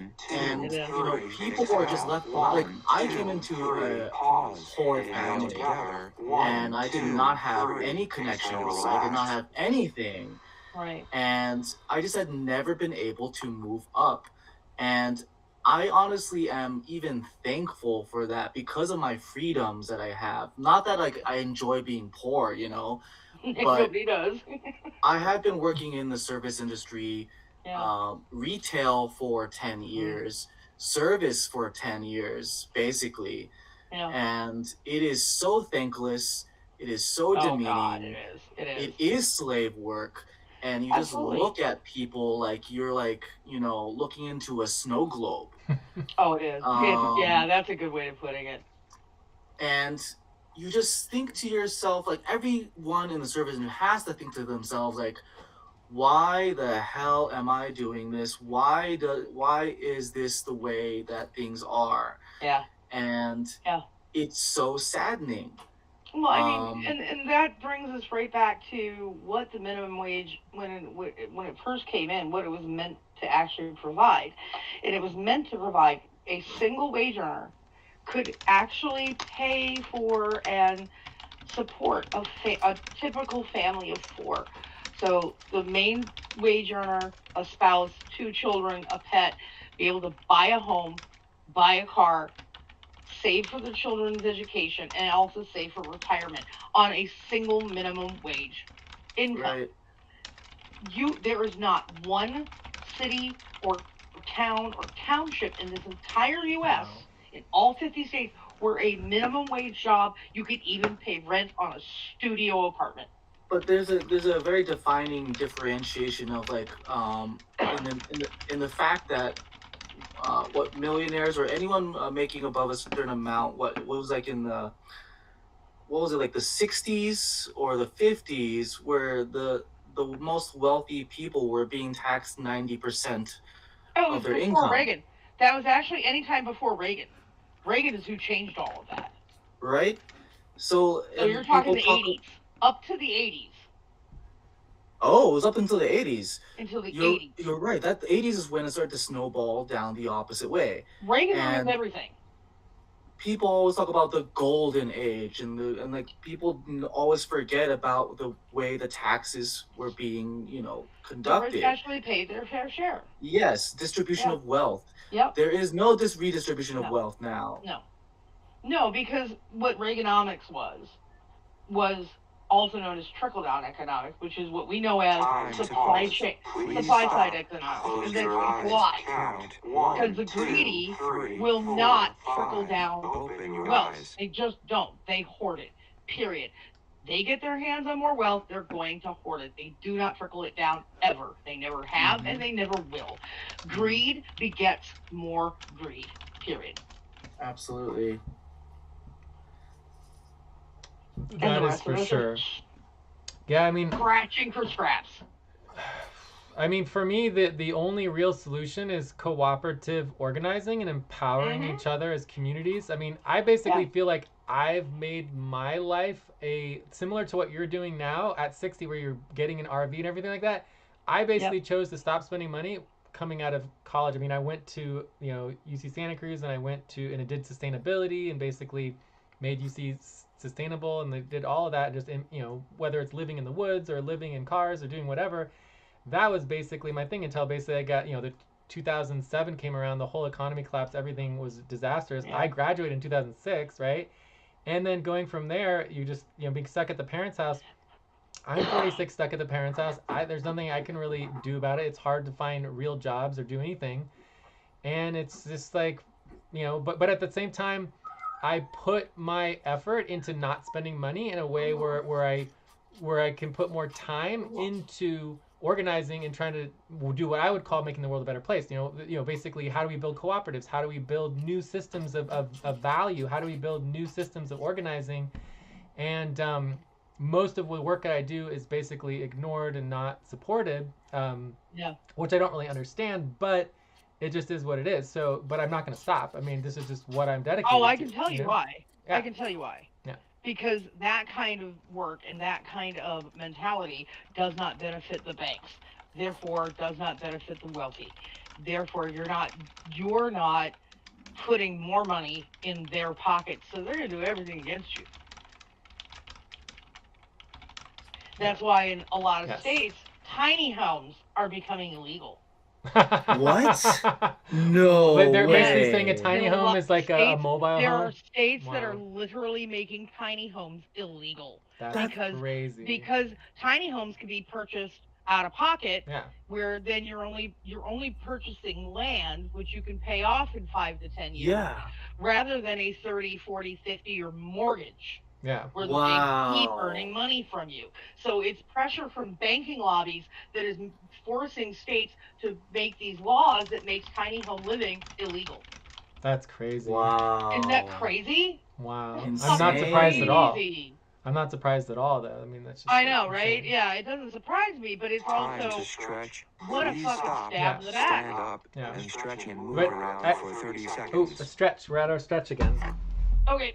It's important to stretch. We try to take care of our health, but Hey, I just did a pulmonary breathing test earlier this week, and I am absolutely thrilled with my results. So nice. That's good. 60 years old, and I have been smoking on and off for about 35 years, on and off. But the good thing is, for most of my youth and early adulthood, I was also a competitive athlete. Wow. So I was a distance cyclist. I was a swimming instructor. I was a diver in high school. I was a dancer. So a lot of stuff that increased my lung capacity. So I still on the daily, and it's habit to do breathing exercises every day. So it was really kind of cool. I went through this whole thing, and even the tech who was doing it, she just kind of looks at me and she goes, "You smoke?" I went, "Yeah, actually I do." She goes, "I would not have known that." Wow. By these results, I would not have known that. And I'm like, "Yeah, don't worry. I plan on quitting again." That's another reason why I want to become an intentional nomad, get away, because my son also smokes, and it's impossible to quit when you have somebody else who's smoking in the house. Yeah. So I know for my own longevity, I need to quit. And it's like, I need to quit. I've done it before. I can do it again. And your lungs will revert back to its healthy state if it hasn't gone too far. Yeah, I don't have any. What the results came back is there's no significant damage and no significant signs of COPD, asthma, or emphysema. That I have I have an internal ability to intake up to 109 percentile of what is expected of my age group. That's huge. And my exhale is at 93%. So that's amazing for my age. Congratulations, you're safe. So far. I know. Doesn't mean it's not doing damage to my heart, though. So, I mean, that's still a thing. But at least I'm able to breathe, and I'm able to excrete and get rid of a lot of the carbon dioxide, which is really good. Doesn't mean it's going to be like that forever, and I know I have to kind of really take that very seriously and go, it's not going to be like that forever. Nicotine is just extremely addictive. My husband smokes, and some around smoking all the time. I mean, I've always been around smoking, so it doesn't really bother me, since I was like in high school, but it's just like, he quit once. And then, got back into it through social smoking with friends, Yep. And his brother, right, were smoking, so it's like, it's a family thing, It's like all of their family smokes, and it's just... Yeah. And also all my family... My parents both smoked, my brother smoked, and I took it as a personal challenge to teach myself how to smoke. as a early teenager. Because Oh my if he God. can, I can. Yeah. I'm not kidding. I Wow. am not kidding. That's That's how I funny. started. Jeez. Yeah. I started with a cigar. Oh, really? Oh, Yeah. wow. Jeez. Because you don't inhale cigars, so that's crazy. Oh, I did. It Oh, was like no! liquor. That's how my husband was- got back into it. Is they were smoking cigarillos, right? And then Oh, instead of just puffing on it, he was inhaling it, and then boom, he was addicted again. Yep. And one Yeah. cigar, dude. We'll just do it. Yeah. Yeah. Unfortunately, I got back into smoking when my life fell apart. My partner and I broke up, and Yeah. it was one of those, I went back to it. Kind of like an alcoholic when something tragic happens, they go back to drinking again. Unfortunately for me, it was smoking. I don't drink because I come from a family of alcoholics. My father drank and smoked. His doctor told him to stop smoking a while back. He did stop. But I also have the same triggers, emotional stress, life stress, Yeah. like really big stressors will definitely do me in. And if you don't commit to, let's say, that one pack or just smoking what you need and tossing it and promising that you will never buy another one, it's a slippery slope. Easily. It is. It was funny because my doctor goes, she says, well, how did you quit that was successful? The last time it was successful. How did you manage that? I said, well, I tried gum. That was horrible. Tasted like shit. Didn't want to use it. Went back to smoking. Did the patch. Didn't give me enough nicotine that curbed my anxiety. So I went back to smoking. I was smoking while I had the patch on. It was terrible. So I actually, and I go, I know you're gonna hate me for this, but I actually quit by vaping.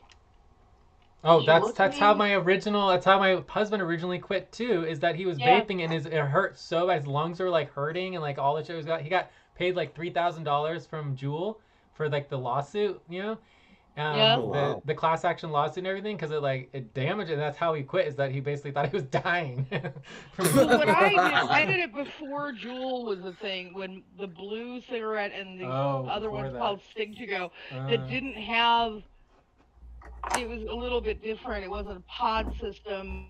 It was a padding, and it wasn't the big cloud chasers. It was just to get nicotine, and so I was able to cut back by simply cutting down the nicotine amount, and then realized I was at 2% nicotine and went and just quit, and that was great. It worked for 5 whole years. I was not smoking anymore, and then of course my life fell apart, and immediately went right back to smoking again. I'm like, oh, son of a bitch, I gotta quit that shit.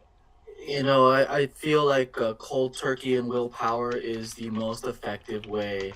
And it sucks because like when you have an addictive addiction to nicotine, you often want to do it, right? Like I have to, I currently vape right now, and I'm planning on stopping after this vape pod is done. But it's so difficult. It's like, I want to. I've associated with it so strongly. That dopamine hit, yeah. It's crazy. I'm not addicted to anything else. Yeah. I've never been addicted to anything else in my life, and I've done hard drugs, and nicotine is just insane. Yeah. Okay, I'll take it back. The only other drug I am addicted to is caffeine. Oh yeah. But I've been drinking it since I was 6 years old. 6? Wow. Yeah, 6. Well, there was a reason. My brother was put on Ritalin when he was 8. No, when he was 7. And a year later, because he's 2 years older, a year later, our pediatrician said, well, we may have to put her on Ritalin. And my mother hated what it was doing to my brother. And she said, oh, hell no. Took my brother off the Ritalin and put us both on coffee. That's better than Ritalin. Absolutely, I agree. Yeah. So, yeah, I've been addicted to coffee ever since. I mean, I feel like nicotine, caffeine, and sugar are like the 3 most addictive things, right? Oh yeah. And I just feel like the simplest thing to do for health is just instead of taxing products, tax just addictiveness. If something's addictive, it should just be taxed and then put into health systems. It's just to be simple. Well, what we used to call back then, we used to call that a syntax. Yeah. And SIN-TAX. Yeah. Syntax. not syntax isn't, oh, you've used the word the wrong way, but it's a syntax. And that's actually how alcohol and cigarettes used to be taxed. They were taxed at a higher rate because of their addictive love. Yeah. Mm-hmm. Yes, that would be good. So I wanna move us a little towards wrap up here. Okay. And we have, just so you know, me and Pewpmasta have had significant discussions about our health coalition, and we actually almost exclusively started by organizing for a few weeks around health, but then we realized that all of our health stuff, you know, dead ended into the strike stuff and dead ended into power. Like, how do we build power? Because if we can't figure that out, the health isn't gonna matter, right? So but it's about Please stop. Close your eyes. Count 1, 2. It's about 3, 4, 5. decentralized healthcare. That the future of healthcare is us actually taking care of ourselves as citizens, right? Yeah. And that you can't be dependent on doctors, you can't be dependent on, you know, insurance companies. Like, we need to actually figure out how to take charge of our own health, and that with you know, the new technology, it'll be more and more decentralized and more access to more and more information, right? So, but anyways, for me, I think the most important thing, regardless of what we decide we want to do, is training and understanding and organizing around just how to function as organizations. How do people come together, make decisions together, and you know, operate cooperatively? It's not easy, right? It's hard to stay on topic. It's hard to even make a decision about what the topic's going to be. It's hard to prioritize. It's hard to make decisions as communities, to build power structures, to fundraise money, to get agreement, participatory budgeting, and actually getting agreement on budgets. For me, that's what's going to transform the world, is actual organizing. And people in general are just not really good at it, right? No. And so I think, you know, building systems that can help automate those processes both asynchronously as well as in sessions, and utilizing you know, technology to help us organize and build power, I think is a good use of, you know, wasting energy, right? Like, if we can actually utilize it for building power, I think that would be helpful. So I want to look into that some more, and I'm going to do some investigating and see if I can. Awesome. It might take a couple months, like, you know, 4 to 6 months. I also but, think that something that's just as important is mitigating bad actors. What is that? Oh, like you mean the the checks and mediation. balances. Yeah, mitigating bad actors. Yeah, so that would be like conflict mediation, right? Yeah. Well, yes and no. Not all bad. Because people will be cause under the conflict, guise, right? right? They're not going to just say, "Oh, I'm a bad actor." You have rules to and shit take thrown in. preventative measures. Mm-hmm. Yeah, there have to be some ways of filtering and communal accountability, Right. etc., etc. Well, there's two I ways. think There's this two is ways just we as deal with that. important. There's two ways we deal with that in the coalition that are very important to learn about organizing decentrally.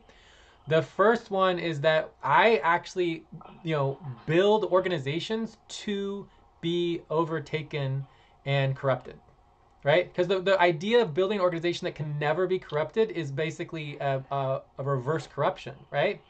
Right. So corruption in itself, right? Exactly. So instead of building an organization that's so important it can never be corrupted, you build 10 organizations, and all of them are designed to be corrupted.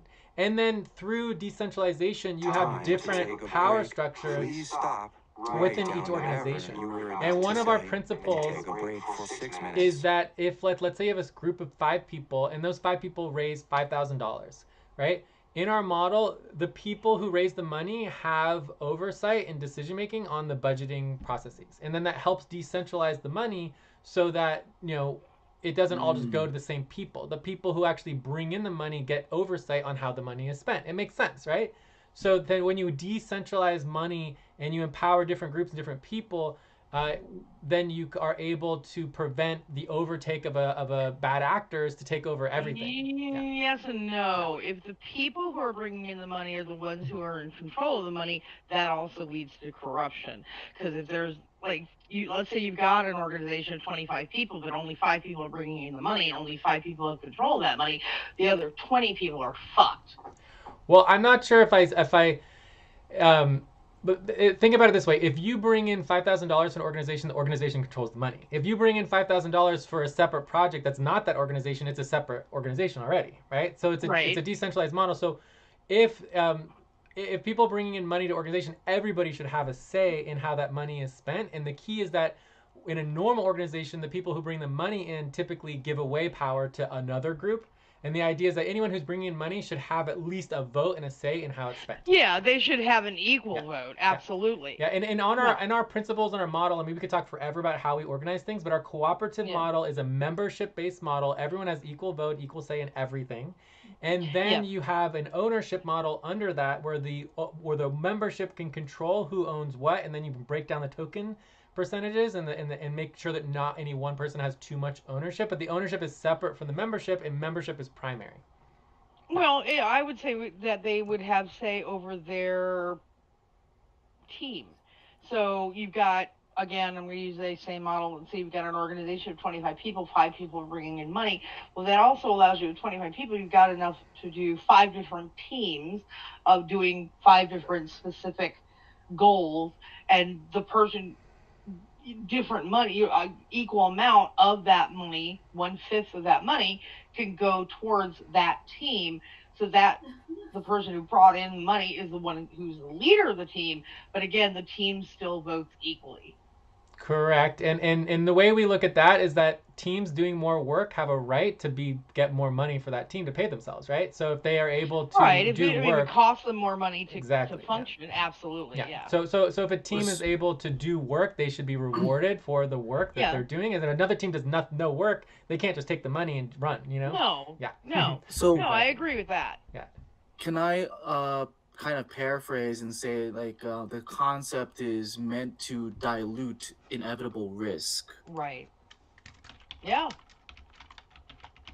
Yeah, so we want to reduce risk through decentralization. Yeah, so decentralization does, but the most important thing that I think where General Strike goes wrong is the idea that decentralization. They define, my experience of General Strike is that the actual experience is a distributed, fragmented system, and it's not decentralized. That decentralization, it has centralized components to it. It's not all decentralized. Like, for example, decision making needs to be centralized. Otherwise, there is no decentralization of power. There's no leadership, right? Yeah, like you need to have a centralized location where everybody knows the exact time, the exact place, and the exact way that they're going to be able to vote. Yeah. Otherwise, whoever does know where to vote and control everything controls everything, and then everyone else doesn't, right? So unless you have a centralized powers decision-making structure where everyone makes decisions and votes together as a centralized core, you don't have decentralized power distribution, right? In other words, you're not an anarchist. Well, depends on how you go things, but I'm into decentralized systems, so I could definitely have parts of me that are defined as anarchy, but yeah, I mean, for me, it's and both, right? You need to have both things, that certain things need to be centralized and certain things need to be decentralized, which is why you have decentralization, right? As opposed to distributed systems, or only decentralized. But anyways, I just thought it was important to mention that in terms of our wrap up and moving forward, that, I think the solutions involve hard choices, organizing. It's really boring. I mean, in the end, organizing should be boring, and it's sitting on calls, prioritizing things and making decisions, ideally boring decisions, because the more intense the decisions are, probably means that you're involved in some sort of conflict or people working under guys, right? And they're heating things up, intentionally or whatever. Where really organizing is pretty boring. It's just like, what's the budget? What are we gonna do? How are we gonna do this? Here's our 3 options. Let's make a decision, and it takes forever, and you go around in circles, Mm-hmm. So, anyways, any other next steps for our future meetings that we want to log down? Make sure we review. So we meet every single Friday, 3 p.m. Pacific Standard Time, 6 p.m. Eastern Standard Time. And this is the Coalition Hub session, which we can talk about anything, including the Power Coalition, the Strike Coalition, and all this stuff. And then on Tuesday, we do our Buddy Team session, which is maximum 3 people per group. So we split up into small groups and do work session. Yeah. So I'll be here on Tuesday, and of course next week again on Friday, and then we can report back on how things. I'll be there too. Yep. Yeah. And the break. Time to start. Please get focused on the session. All right, so we missed another break. Well, ideally we can get into our rhythm and our breaks and stretching and breathing, all that super key.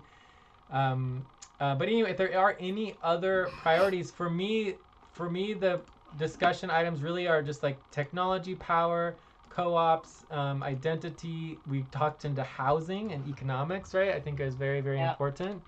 Yeah. I think sometimes I call that value, just like understanding our value structures and the value coalition. So yeah, so those are the main items, and then we have the size platform where you can we can be prioritizing these and voting on them and having clarity on what we want. But I mean, right now, basically, we're focusing on power as our primary focal point because it all kind of centralizes around how do we build momentum to power to affect the elections and affect our lives. But I think we also want to not get stuck in the trap where I think 5 people, 15 people who cooperatively work and organize together can make huge change. We don't need millions of people, and you can build beneficial cooperative relationships where you can actually have some balance of time and reward and energy without necessarily having to have thousands or millions of people involved. So we don't want to get too caught up in trying to get other people involved and not even think about ourselves, and who is involved, So we have to do kind of balance the two. Yeah, check. Coolio. So anyways, I think that's kind of like an overall sort of where we are as a group. And I'll be summarizing us all. We also communicate on the PEP platform. So I'll link the PEP platform as well. And this would be the coalition community, right? So the coalition community, we have health coalition discussions, the co-op stuff. We have the new power coalition, and the coalition hub is kind of like the meeting we're doing today. So let me link that here, and this is, the tool we built, and then I also can link the size one here too. And so the PEP community is like a what we built to just start communicating in a public way. So everything I do is public, transparent, collaborative. RSS feeds open. And it is just a different way of organizing. It's different, and a lot of people are against it because they think that security, encryption, every single thing being private, secret, that having information out there is going to lead to people disappearing on the streets and all these things, which is fine. But at the same time, people go protesting all the time, and that's dangerous. Then no one should protest. No one should ever leave their house. It's like, why are you protesting if you're not risking your life? It's like we are doing this because we believe in it. Please stop. Right. So one of my goals Count. is 1, 2, 3, 4, 5. Open your eyes. One of my goals is 1 million meetings happening with 10 million people, all live streamed across the entire world in every language, and that would be the scariest possible thing that the billionaires and the people who control the world would never want to see, right? You want to go protest? Yeah. Protest all day long. Raise your signs. Tell everyone how upset you are. We don't care. You're not doing anything. Oh, but you have 1 million meetings going on to organize the future of the world. Shit, we're shitting our pants. Right. Yeah. So that's my goal, is live stream millions of meetings all simultaneously, and we try to break up in small groups. Like if 100 people was on the call, we try to break up into 5 or 10 smaller groups. Yeah, it's also better for education that way too. When you get those ideas being crossed between each other, they can have a better understanding where everybody's coming from and what ideas actually entail. Exactly. And just having it transparent helps to be able to have one of the core problems is not knowing what reality is and what is true. Yeah. And because when everything's transparent, everything's recorded, everything's documented, you can't say, oh, this is what someone said. It's like, oh, here's the link to the recording, we can verify it. Here's the transcription. Yep. Here's there is no ever. It's like the blockchain. It's like always verifiable, and everything is in its blocks, right? So let's go into our checkouts. Corbin says, I love the way you were thinking about this. Sorry I have to go and eat dinner now. I really appreciate the discussion and the project. Thank you, Corbin. So usually during our checkouts, what we say is our name, how the session went from 1 to 9. I would give the session a 6.3. I think that we definitely did not take breaks. Sometimes it's brutal sitting down for 2 hours straight without any break. I'm definitely hungry, gonna go eat some food. I loved the conversation. I really feel like we have amazing energy, and there is definitely this whole powerful citizen. I think is that you came up with, Pewpmaster. I think really engages us on the right direction for what we're building, and it could take a while to define that. But I really love how we kind of went to the drawing board and really saw a core vision of many more opportunities and options instead of only grievances. And I think we really should step back and take the time to do this right and really think about and have these discussions about the bigger picture, especially as it relates to value and health and all these other aspects. So I thought there's a really good call. What I will be working on. Please stop and Oh, get ready. breathing. Super Now important. inhale. 1, 2, 3. Exhale. 1, 2, 3. Pause. Inhale together. 1, 2, 3. Exhale. Relax. Yeah, so we try to remind ourselves with the rhythm to breathe and stretch and all those kind of things. Anyways, what I will be working on between now and next week is really trying to get our prioritization model set, maybe building some like manuals on how to organize in cooperatives and like how we could apply some of our processes, which would be helpful as some sort of async sort of process. I don't know. We just need to understand how to work together as community members as people come in and out. And then also the communication structures. We should have like a portal and update maybe the website or something, to make it easier to get to where we're communicating and how, so that's not just links, right? And then lastly, I'll be here on Tuesday and I'll be back next week, and I'm working on a million other things for the co-op. Like we have like 5 new platforms that we're doing, including the RevDem platform. That's just amazing. And I'll obviously be working on all of the value systems as well, including tokens and pay systems and all that. Check. Lots going on. Who wants to check out next?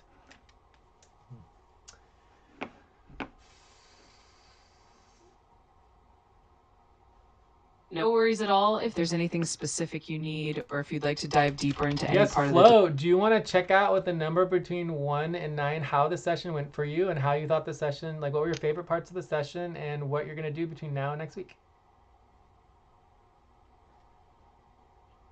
Absolutely. On a scale from 1 to 9, I'd say I'm at about an 8 today. It's been a really engaging session with lots of thoughtful discussion. My favorite parts were definitely the deep dives into power structures and the emphasis on rethinking citizenship. Between now and next week, I'll be gathering more insights and refining our notes so we can keep everything streamlined for the next session.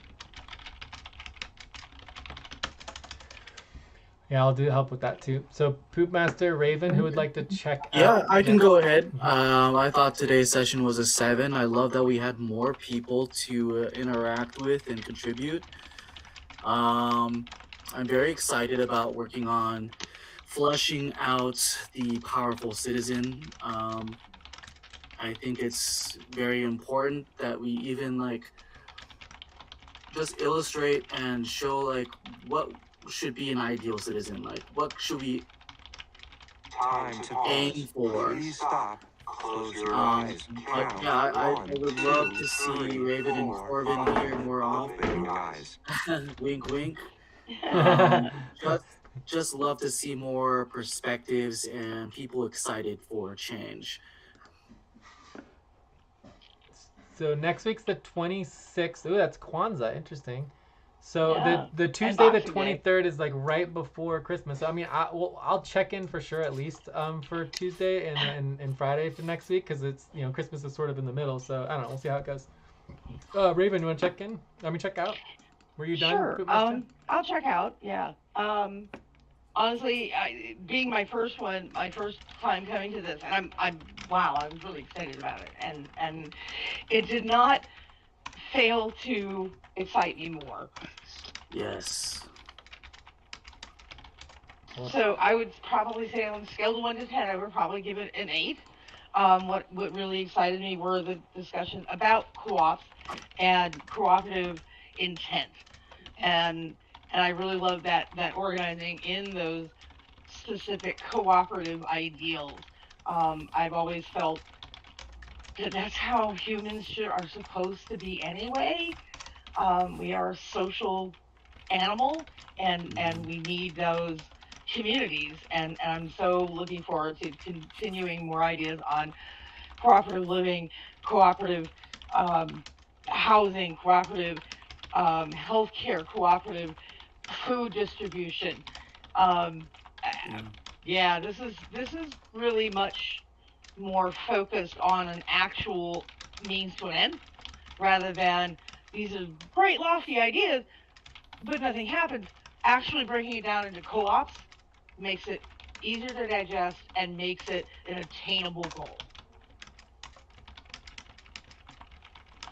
Yes, I love what you're saying, because it's like we don't have to fix everything. We can fix a few things for a small group of 20, 50, 100 people in a community Right. through cooperative organizing, and then you can just build that as a replicable, scalable, decentralized model and eventually get to everyone, right?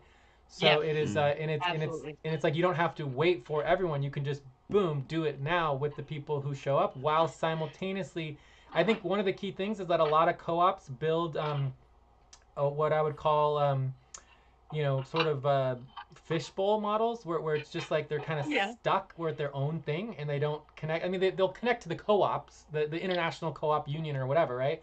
But they don't necessarily connect to the broader, like let's connect and build all these other groups and all these other things that are connected into it, like the political systems and the value systems, and just rethinking a bigger level of society. So we want to build cooperatives that are open-ended, like elements that haven't linked to their other elements yet, so that more elements can continue to link together outside of it, and it just constantly growing and evolving instead of just being on its own. Yeah. So anyways, really, really, really cool. We're very excited that you came, Raven, along with Corbin and Chris, who was here at the beginning. And it's just really great. Like, me and Pewpmasta have been working on our own for about a month, right, Pewpmasta? Yeah. It's been about a month. It was just me and him. And we've been talking a little bit about, what do you think other people are going to think about all this work that we did? And so that your feedback, like, that it's exciting, it makes us, brings a lot of meaning. And but you've hit the time limit for this conversation. Yes. Please start a new chat to keep. Sweet. All right. We're getting there. Yeah. Any other questions, ideas, anything else? I think otherwise we're done. But let's give everyone one last chance to say anything else. Master Raven. All done. All good. Great. Okay. Cool. Fantastic. Awesome. And which Discord server were you coming from, Raven? Like the national? Yeah, National GSUS. Yeah. Cool. All right. So I'll send you a message. Are you just at Raven, or what's your Discord handle? I used my Discord name here, so Raven Darkheart or Deadheart. Sorry. Okay, it's the same one. All right, cool. So I'll just send a message with the where we communicate on that Discord, along with our summary. Yeah. All right. Cool. Oh gosh, yes, please, absolutely. Awesome. All right, I'll talk to you all later. You have a great day. Take care. Thanks All right, so much, see you, Jay. Bye. See you, Raven. Ciao. Bye.